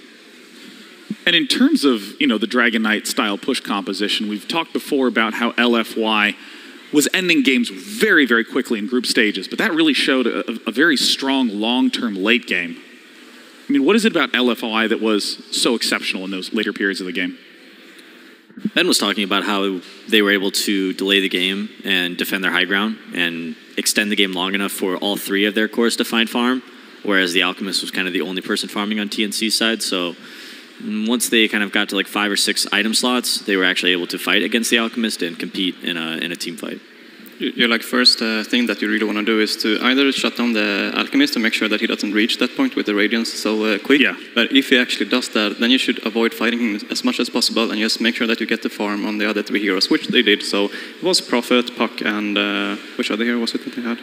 The Terrorblade. Yeah. So both of those 3 were after the Alchemist, before the other heroes came out. At a certain point, Alchemist is always going to find his farm. It's almost like playing against an Anti-Mage. Anti-Mage is going to farm. That's what he does. So you just need to try and keep up as best you can. There were also some periods in the mid-game where we saw TNC just losing 1 hero at a time, just pick-offs continued to happen. Do you think that was one of the big periods where they lost their momentum in the game? I mean, Aki, I remember you were talking a bit about that. Yeah, it comes down to the Night Stalker being able to run around and catch people, basically. And they also have the Prophet and Terrorblade who's split pushing a lot, so it's very hard for TNC to actually find a team fight that they want to take. So that's why they got picked off, I think. They tried to push their limits to get out of the map and try to take a team fight. Certainly gave some space for Alchemist to farm, but it wasn't quite enough. And at this point, teams have let us know that they are ready for game number 2. It's going to be LFY currently leading 1-0 against TNC. Will TNC make the comeback and tie it up, or will LFY close it out? Let's find out. LFY versus TNC Pro Team. Game 2. Talk a little bit more about that Night Stalker Furion opening from LFY. The more I think about it, the more I like it. They're able to split push while also reducing the vision of TNC, which made them feel like they needed to spread out and handle the lanes. But when they spread out, that's when Night Stalker used his vision advantage to find some opportune kills. Oh, that's a great point, yeah. Almost encouraging them to have to respond in the way where Night Stalker would be strong. Exactly. It's, hey, which, are you going to let us split push all day, or are you going to try and combat us? TNC starts off right away saying, you know what? Night Stalker was a pain in the ass last game, insta-Bat Rider, and oh, I love a Faceless Void in any game. This is a good combo to start with, as we've been talking about before. Void really lacks damage in the chrono, and A can really help him with that throughout the whole map. LFY picking up some combinations. I think that Night Stalker Furion is something that we need to look out from them in the future, and now Void A being an alternate opener for them. Void is a hero that actually lanes pretty decently against Bat Rider compared to most. He's got the leap to get away, and also you can use time dilation if you skill it early enough in lane to stop Bat Rider from stacking the sticky napalms on top of you.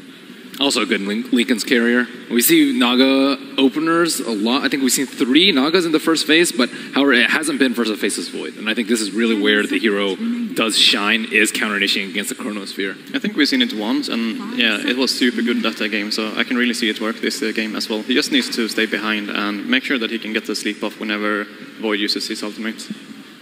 And Faceless Void we've seen run in the 1 position, in the hard carry position for several teams. Do you think that this is more of how he's balanced around, or do you think that he's still a perfectly capable offlaner in the current meta? We saw Empire Resolution played. I think that Void can be one of the hardest carries in the game in the late game due to his bash mechanics and his large agility gain. But he's a very versatile hero, which makes him a great first pick in the first phase. So I think you just have to wait and see where the game goes and decide whether or not you really want to put Void in that 1 position. I think it fits Resolution's style more as a player for him to play that as a 1. He generally plays these incredibly hard carries, more so than other 1 position players. Yeah. In terms of the bans, we see increasingly the same consistent set of 5 heroes, just never to be seen upon the main stage. Nyx Assassin, Lich, Night Stalker, Earthshaker, and Bat Rider very frequently banned. We will see Bat Rider this game. Phantom Lancer also chucked out by LFY. Yeah, TNC really, we saw at the end of that last game, LFY was focusing on bursting down the Naga before that sleep came out. So banning out the Shaker is going to prevent him from being bursted. Protecting your Naga so that way you can always get off to sleep and set you guys up for the fight is what they will want. In this draft from LFY, I don't really think it has a good potential to end the game in 15 or 20. So TNC, I don't think have to worry about some super heavy push like they did have to do last game with the Furion opener. TNC can go for something a little bit slower. I think something like Tinker that the group has played is pretty good. This is his type of hunter. You want a flanker that can get out, and a lot of his counters are already TNC has played Tinker this tournament, right? I like the idea of them focusing more on the split push style and having vision from the Naga illusions spread out throughout the map, have some Firefly vision as well, being able to find Void and either stay away from him or be prepared for that Chronosphere coming in. Having your Naga in the opportune position to sleep after that Chronosphere is going to be a huge key for them. Yeah. Of course, for anyone listening at home, Furion is an alternative name for Nature's Prophet. Those are the same heroes. Yeah, sorry, we got some Dota 1. Oh, yeah. So, yeah, same way that Wisp is another name for Io. And of course, when I first started playing Nature's Prophet, people were saying, "Who's this idiot Fur?" And I was like, well, that's not my name. So I'm totally in the clear. I don't know who the idiot Fur is, but probably a tough guy to have on the team. Got the counter to Bat here now. Kunkka with his X mark. Yes. Your teammate gets lassoed, you X your teammate, and slurp him right back out of that lasso. What's the range on X marks the spot and Naga sleep? Is it like... Naga's 1,000, 1,400, 1,800 on the radius. Kunkka, I'm not exactly sure. If you get an Aether Lens on Kunkka, can you X people while they're TPing? From sleep? Very likely. Yeah. Even without, maybe? Yeah, even without, I think you can. At least Oracle is a hero that TNC has been picking a lot, and most of the times they've been picking it with Sven, so it's not like other teams who usually picks it as a counter to Bat Rider or the Beastmaster Ultimate. They pick it with a carry that's a melee carry that really wants to run around.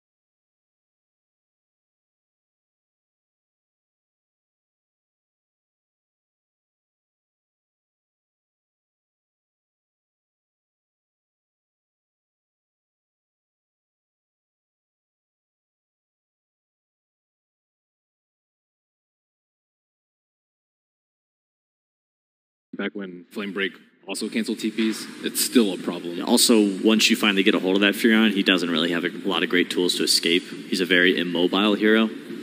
So if the Batrider gets on top of him with the Firefly, he's most likely going to go down.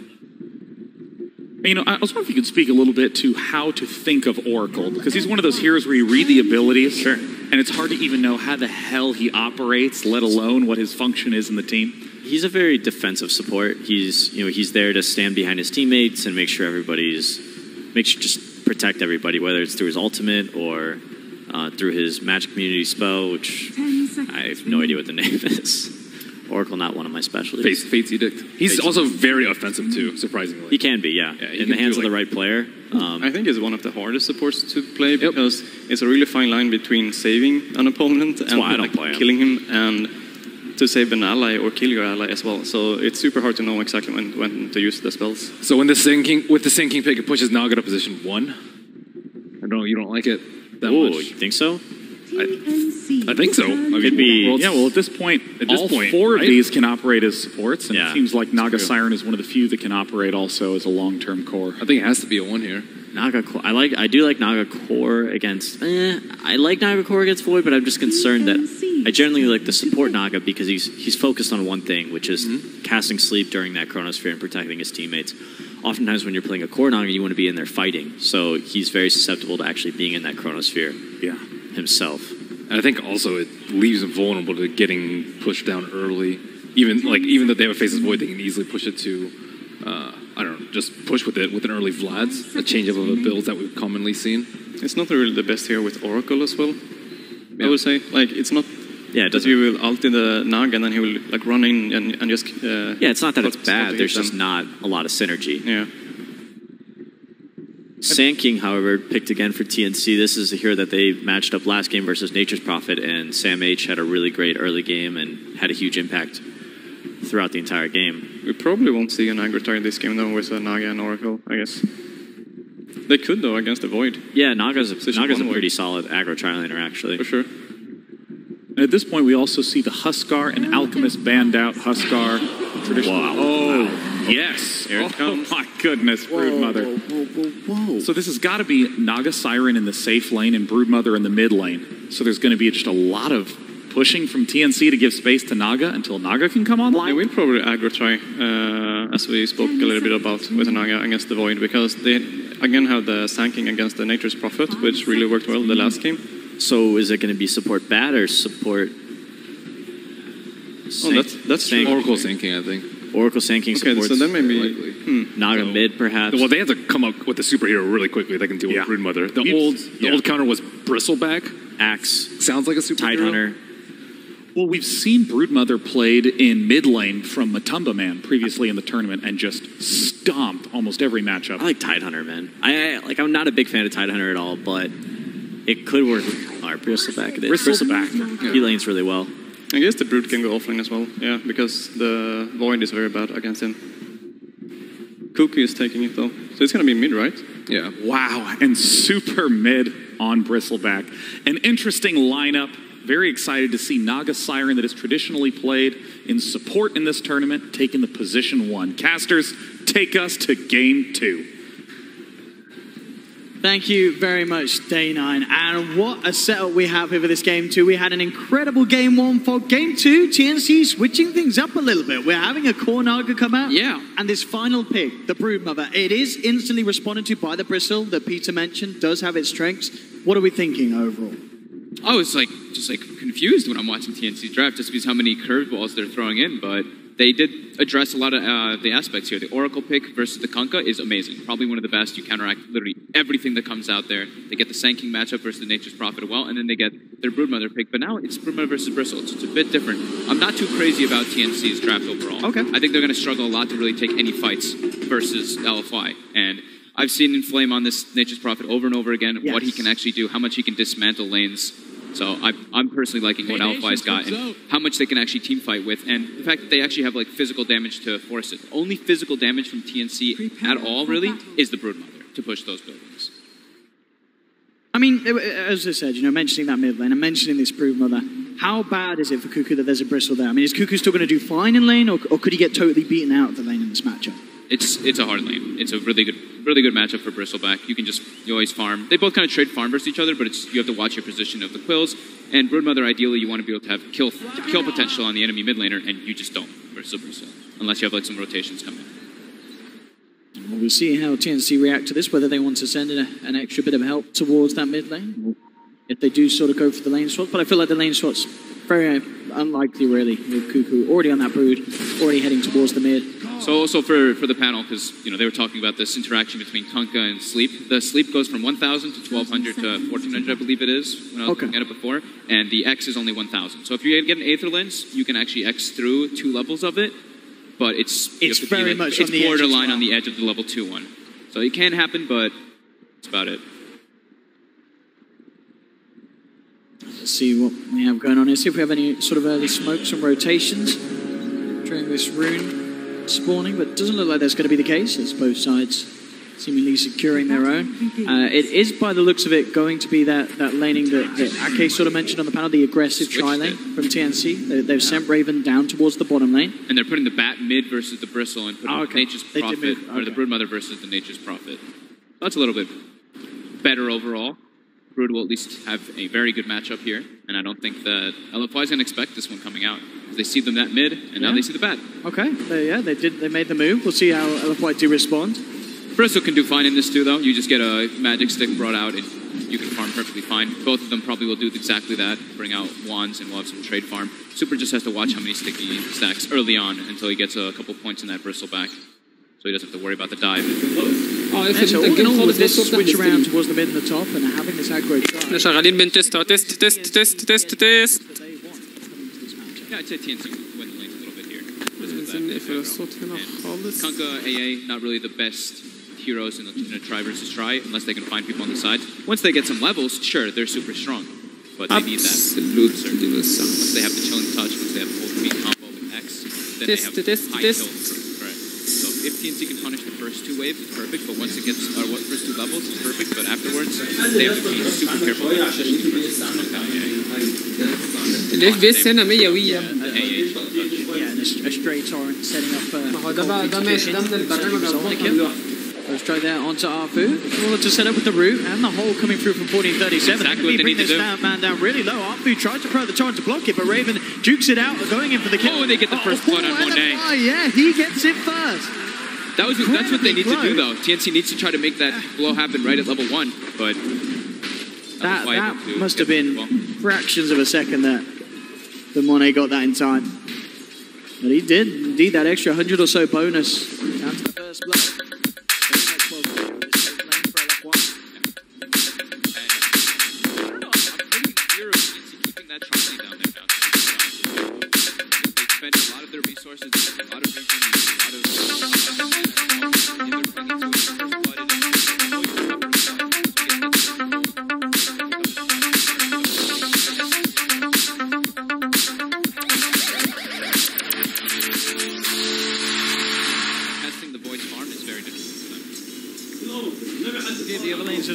Slight edge in the mid lane here for Samage. But I guess it's about a 5-6, about a wave or such ahead of the Bristleback. So making use of this slightly favoured advantage, but as you say, the wand is out onto Super, has 10 stick charges. Very unlikely for this Bristle to die in this matchup, just to be kept a little behind when it comes to CS. And on the top lane as well, in Flame, slight edge for him as well. We saw them fighting around with sentries down and such, but the quicker D ward was out from Cuckoo. The nice thing is you can always just TP out. But Brood can overwhelm at one point with spiderlings, and you have to play pretty careful on the Nature's Prophet. I don't really see this matchup. It's been a very long time. Bottom lane again. Bring Monet down low. To still have the salve, 8 stick charges still being saved up on the Void. It's a very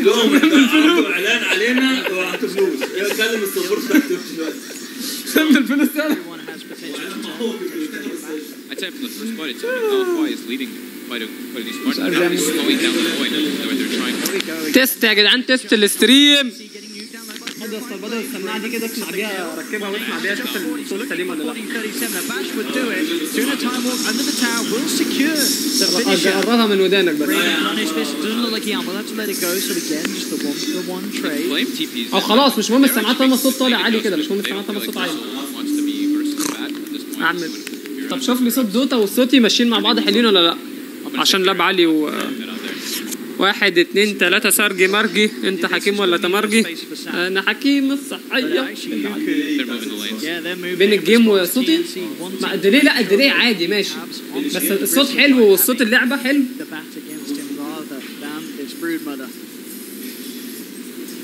وفي خرفشه ولا لا؟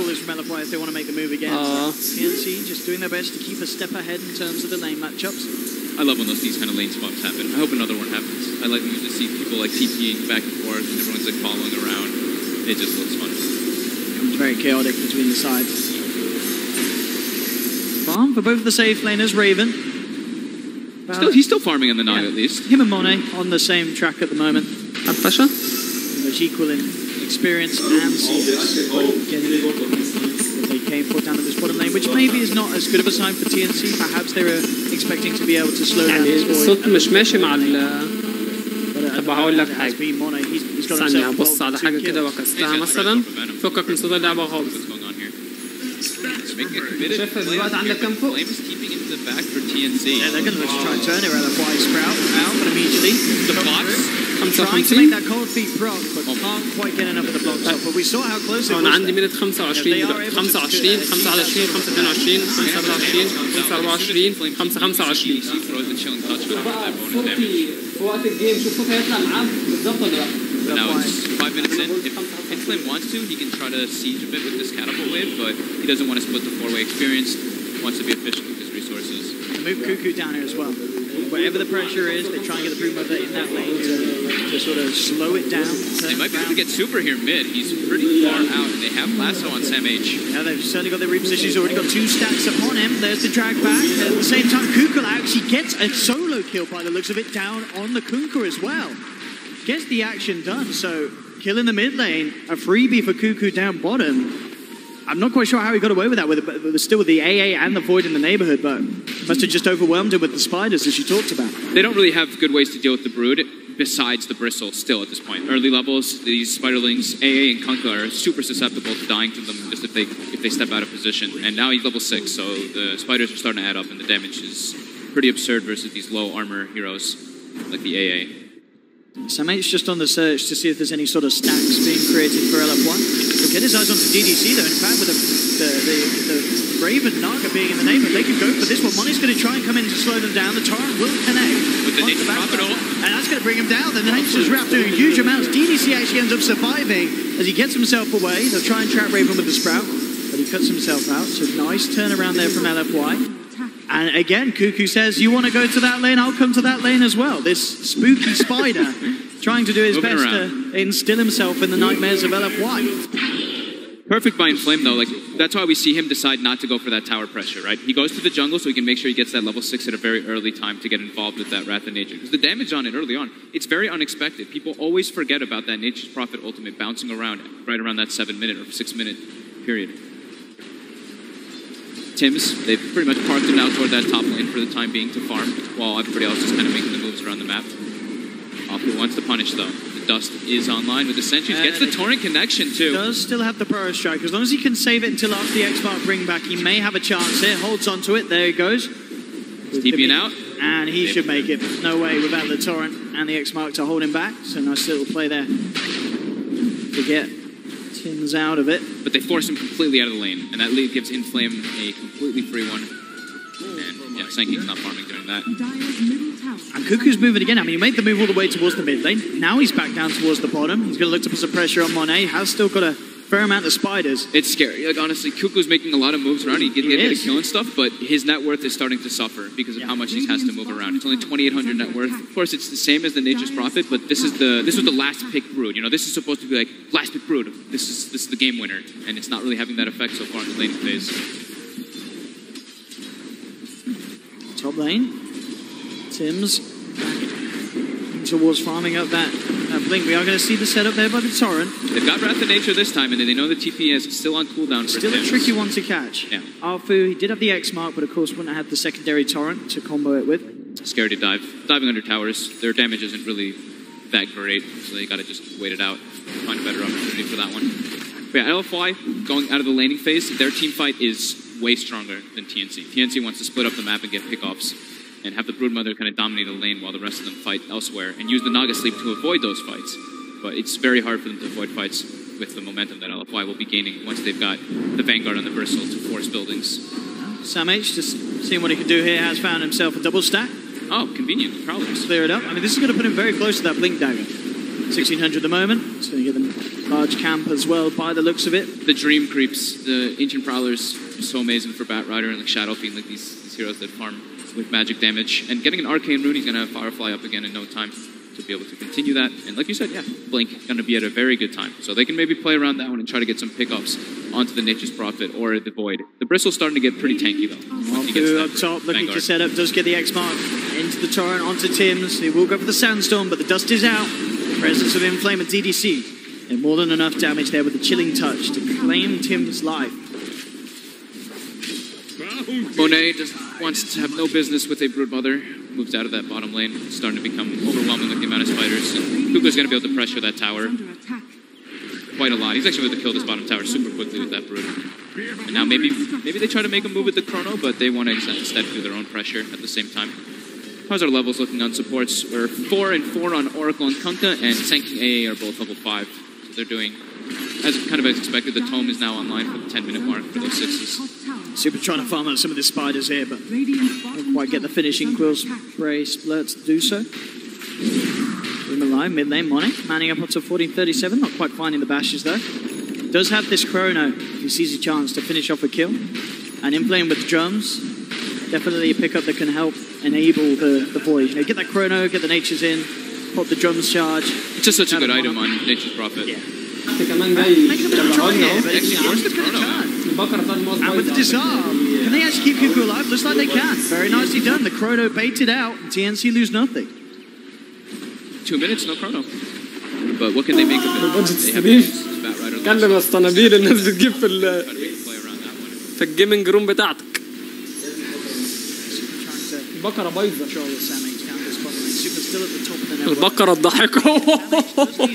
بات رايدر بيموت يا جدعان، نخش عليه بريس الباك وفيري نضرب تيجي انت شكلاي. جورج جنيني.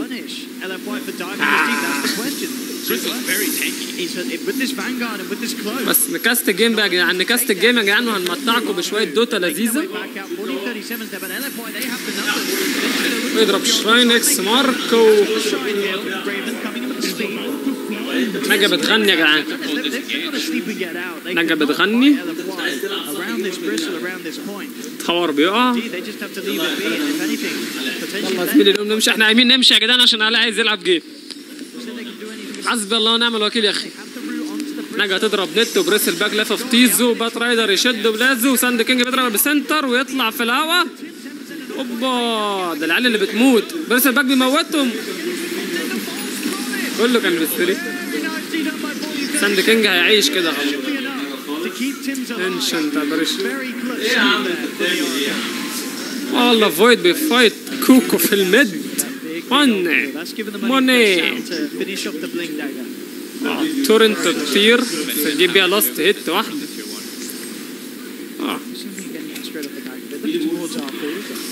سكوبا انشنت ابريشن يزدو برود مازر وايزي كيل.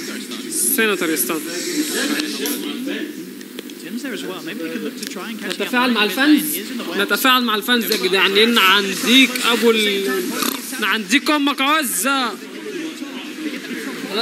الثلاثة اللي بالفراغ يا جدعان بتاعكم صغير يا جدعان.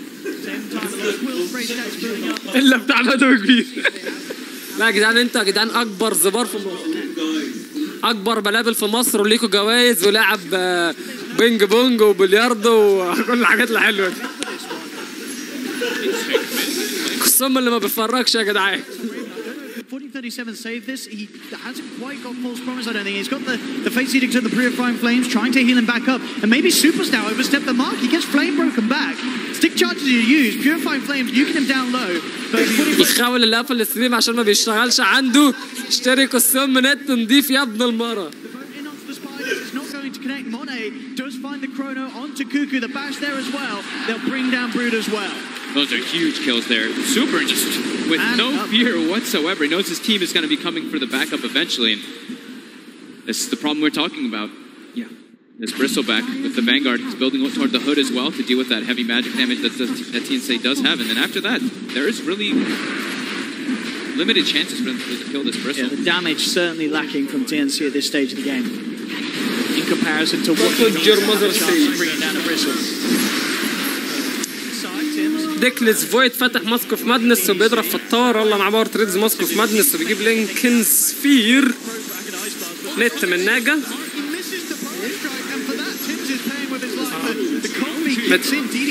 مدحت البلتيك. التي وساند كينج يمثل الاستناي تيمز هيموت. يضرب ساند ستورم هيموت برضه عشان بتاع صغير جاي من اسيا يا جدعان. فويد ياخد تالنت السترينث كلها تانية على كونكا. بعد كونكا اللي دب نجا تاخد 125 اتش بي مكان 250 مانا. مش عارف اذا كان الموضوع ده حلو ولا لا. فويد قاعد بيفارم بات رايدر بيتنك في الجنجل بيدور على حاجه يعمل. So that's going to help a bit, but he's still very squishy and they're still very susceptible to the team fight of LFY. لا جيم ماشي بطيء. في كام واحد بيواتش يا Cuckoo this game is the phase straight to solo crest. That's the build we saw Matsu doing, yeah. Just kind of طبعا هنشوف الرمات مسحوب منها كام يا جدعان. رمات اللوست نبيل اوبا 21% رمات بس. مقطع ده من الستريم نفسه. ابعت للناس اللي عندك في الستريم هنا كلهم يفتحوا كلهم الستريم شغال دلوقتي. اخوانا الحاضر يعلم الغايب. اديهم اللينك. والغايب يعلم الحاضر برضه حتى هو ما جاش. عايزين قسم فيورز يا جدعان. الاعلانات تفتح اللي قافل الاد بلوك يشيله. لا مؤاخذه كاننا ناخد فلوس. انا اتصالات عشان انا اتصالات. الرقم 011 يا جدعان. هيطلع يا سوري يا اسطى دوحه. كرم الخول اللي بيقول عنده لاج يا معرس. النت بتاعك 16 ميجا يا لبوه. ما ينفعش يكون عندك لاج. اقفل السكس. امسك العيال دي. شايف الواد ماشي اللي حاطط صوره كراميلا بينج ده ولا كيارا 100 ده؟ اديله اللينك. انا حاطط سكن قسم السكن. التي 2 بيقع توب يا جدعان. يا ابني ريكو مورفي. ما تعمليش ريكو مورفي.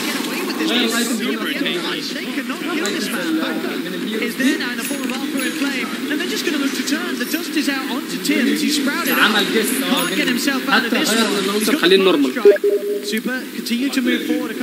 شكرا. جالنا لينك يا جدعان ستريم تويتش هنفتح نتفرج عليه. اوبا السنتر وحاجات قبيحه بتتضرب على بريس الباك. بس طبعا الخول يلف طيزه ومحدش عارف يلاقي الخرم فهيعيش. ساند كينج بيموت طبعا عشان لقى الخرم. رفع ديله لقى الخرم. اوبا لا غطى الخرم بديله. هو بس بيجري بس هيموت برضه. مات. The Void is just farming all the meanwhile. They need to get kills. Those have the double open middles. Super now. Looking for Sam H. رود مظهر بتبوش ميد.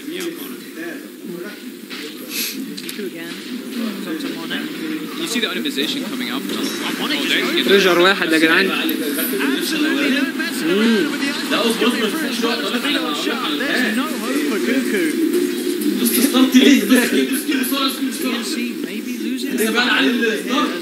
سلارك بقى يا علي. علي يكسب سلارك يا جدعان. راحت لول. يا عم انت وشك فليكس اول ما بصيت بتاع. انشنت ابريشن يرمي قلت ياخد كلايه يا جدعان على برود مصر. نجا بتجيب راديانس يا جدعان. لا هو مش ريفن ده سبورت ولا ريفن ده كاري يا جدعان بتاع تي ان سي. ريفن كاري لول. فريفر يانج راكبه ومدلدله بتاعها. 2K احنا لازم نقفل المفتاح يا جدعان، انا مش عارف احرك الماوس. That is still up though, so maybe they're a little bit هتقفل afraid of اقفل that. افتح الباب. They want to نقفل الباب. صح؟ Dagger now picked up by teams who do have that extra potential to بس احنا بنتناك في المكان. jump in and maybe even انت جاي تفتح لي بالكاس. Super at the moment is not the target you want to be going on. احنا بنتكلم بالانجليزي يا جدعان. والله ال جي دي فور ايفر يونج، انا مهما كبرت بتاعي صغير بيبوش التاور بوتوم. طبعا تي ان سي واقفين ورا بتاعهم صغير مش عارفين يديفندوا. نجا بعت كام اليوجن 19 منت ابن اللحمه معهوش راديانس. اهو ده جاب الراديانس اهو، ماشي حلو. مش واخدين بالنا طبعا عشان مالين نتناك. بس برضه اعلى 3 كورز معاهم فارم مع الكورز بتوع ال جي دي فور ايفر يونج. بريستل باك معاه فانجارد هود والسول رينج، وبيجيب راديانس برضه مع 3 كده بيجيب راديانس. ليفل 14 دخل ليفل 15 اهو. التي هيستنى على طول. اوبا فويد يطلع زي الشعره من العجينه كأن ما حصلش حاجه ولا اي متناك. هنا اتضربوا عليه وعايش. وفيريون والله هيموت من برود مازر ويمس الكومبو بتاع الاكس مارك. مش عارف انت بروفيشنال يا ابني عشان تمس الكومبو ده. شوف towards his relic. Very close. Very close. Very close to having that done on this Bristol as well. 3K gold lead now going their way. Definitely still with the edge of this game, and definitely still the issue being that we're seeing Super and Monet being attempted upon with these ganks, these takedowns, but unable to get caught. That's free link. لعب ابن المتناكه ده، لعب البفس لما واحد 4K يجيبوا الكومبو وواحد خول.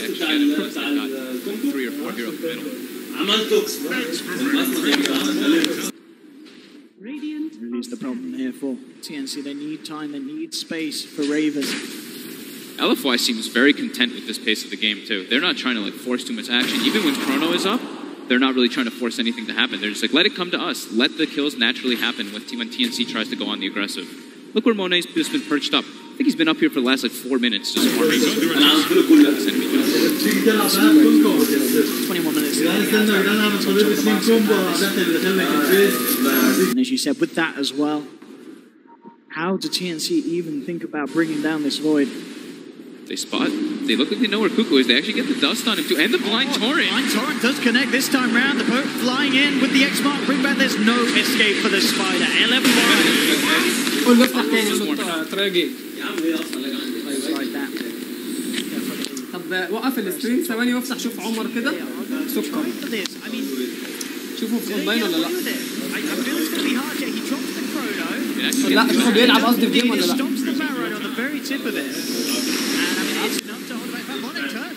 هو The Conquer Torrent actually. Oh, they actually get the courier from Inflame again, just like last game. So they actually, a cool thing that LFY did is, you know, they're playing versus a Broodmother, so they actually defensively warded their high ground. I didn't really notice that one too. I mean, look at this. Monet is just forcing this 3-man gank that came in for him all the way back to their base. No fear.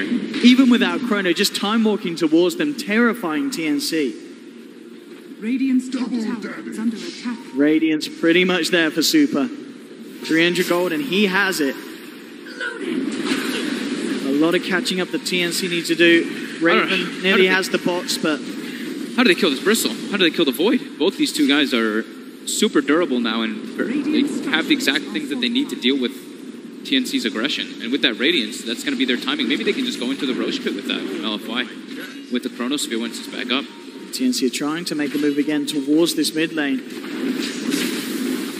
Inflame has a double damage as well. Just a few seconds left on it though. Doesn't look like he will get the chance to make use of it. TNC not quite jumping in. And Inflame up top. Wow. Sees Raven. Quick to get himself out of the tree line. Damage with the instant TP and the sleep coming out. I'm going to look to try and punish Inflame. Do they ever reveal though? He's got a Shadow Blade. I don't think they ever reveal. He's gone. Oh dear, oh dear. LFY. But they seem to kind of know he's here. Okay, good. Gets the TP out. Bit scary, but not having dust, not having either of those heroes with the reveal picked up there. Not feeling like the TNC that we saw in game 1. No, definitely not. And he's had the Shadow Blade for quite a long time, so... Maybe it's the draft, maybe it's just the flow of the game. I mean, LFY themselves, this decision to have Super on the Bristle has definitely worked out massively. Monet up top. They know Raven's got no sleep top, get this Chrono there with the Sprout cut down. That should buy time for Monet to close the gap, and indeed drops the Chrono. Ice Blast coming in. They do have a false promise. Do they have the heal to offset it, though? He's still going to have that debuff on him, so he can't quite heal all the way up. We'll see if he pops. I think he may be safe, yeah, with a Fate's Edict blocking the magic damage. Raven will be kept alive. So they do manage to protect their Naga, which is, TNC have to do everything in their power to make sure that Raven doesn't get bullied now, as he really is their only hope of having this strong core that can take them to the later portions of the game. Looking for the Torrent again. He gets the dust off now, and Kuka looks to be in a lot of trouble. The X-Mark into the boat. LFY, Monet, Super, Inflame surrounding the Spider, taking another down. 5k gold lead now for LFY. TNC are smoked up. They were looking to try to get on the aggressive play here instantly when the Chrono was down, but just slightly too late. They're trying to position now around Raven, but in goes LFY into that Roche pit, and there is no way that TNC can contest this one. They are drawing the lines, though. But it's going to die way too fast. It's a completed Orchid on Inflame as well. And indeed, the Roshan's going to be gone. LFY claim the Aegis into the hands of Super. I mean, we've already seen how they struggle to kill him once. Killing him twice, definitely an impossible affair that TNC are going to be forced to try and tackle somehow once LFY start pushing down the lanes. LFY plays super well around the Nature's Prophet. Just the way that he split pushes and always helps them like take fights on their own accord. It's amazing. Like they always have two lanes pretty much pushed in, even though TNC does have good ways to kind of react for it. They have good heroes to kind of force the lanes out with the Naga and with the Sanking, but every time Sanking shows, they know that the gank's not happening, and then Inflame just goes back top and continues that push up. So it's really hard for TNC to find those opportunities. And also, they can't group up either because of the nature of their lineup. They have a Broodmother, they have a Naga Siren. They can't team fight versus LFY. They need to find number advantages in those instances. Now making this long smoke movement up towards the top lane, trying to catch off Inflame. So if they get away with this, I mean, he's still got the Shadow Blade. Of course, to still TP his way out. They are getting close. Inflame is sticking around. They've got reveal they this have time. got the reveal this time, indeed. Jump forward with the dust, lasso. They'll hold him back. That's a very, very much needed kill here for TNC as they finally catch out the Nature's Prophet. Heavy committal, though. They commit 3 heroes up there with the smoke, and in the meanwhile, Bristleback's farming bottom, Void's farming mid, and speaking of which, LFY are also smoked up, looking for a play. We do have the Aether Lens as well picked up on Afu, so he does have that extra cast range for his spells. So he can cast the Torrent and the X. The Torrent, you can actually cancel majority of the... Oh, Cuckoo, he is going to walk into the 3 of them there. He does do have the detection. They dust him up, and with the freeze connect, they will come with the Burrow Strike, but indeed the Lincoln Sphere blocking the Burrow Strike. Monet will survive and still be able to get the kill. They're Now going to lose a second. Tim's saved there just in time by the false promise. 1437 trying to allow Tim's to get out of there, but 1437 will pay with his life. Tim's up to the high ground with the Burrow Strike. Oh, 20 HP! Survive. Can't believe he survived there. 1437 making some very big plays. They do still have Chrono on Monet, though. This is LFY killing 2, forcing these ultimates out, and still having potential to move in for more. Straight down to the bottom lane, they'll claim the tier 2. He held the Chrono, that's the important thing, the whole time. Monet did have it. Still got it. So if they find a chance to use it, I mean, still not too many reasons for LFY to hold back too much with this sort of pace that they're saying. Raven still working his way towards the Manta style. I mean, all things said, considering the pressure that LFY put on, Raven's still doing a great job in terms of finding the farm. It's up there, we're pretty much on par with the cause, other than Super, who really is starting to break ahead, of course, with his own radiance. But Raven, he's not getting totally shut down. No. The thing is that ideally when you're playing like this, they actually are able to find 1437 out of the base. But there's any saving him. Mono's there. If anyone comes in with backup, he's got the Chrono to spare. He doesn't need it yet again. Just finding these pickoffs. Such far range for them to find that catch with that Aether Lens Kunkka. Still with that Aegis, they very well maybe looking to go Tiger again. Another catch from Afu. X-Mark onto Sam. Just managed to force himself away from the Ice Blast. Super doesn't care. Diving indeed. And the Chrono. Drops the Chrono onto Raven. They've caught the Naga. Burrow Strike comes in from Tim's, trying to hold them back, but Raven's down for 50 seconds. Diving indeed. Raven will fight back, but TNC losing hero after hero. Cuckoo comes in with his BKB. trying to see if he can bring anyone down in return. 1437 is on his way back, but they're sticking around. They are getting rather low, Arfu and Super. Arfu turns straight towards the Oracle, cuts him down with his blade. Sleeps there from Raven. But of course, Super still has that Aegis. He may be low, but there's, by the looks of it, no chance they can even kill him down once. Cuckoo's just turned up. That might just be it here. TNC losing 4, none of them with buyback available. We'll see if they hold on here for one more attempt. They are fairly short death timers.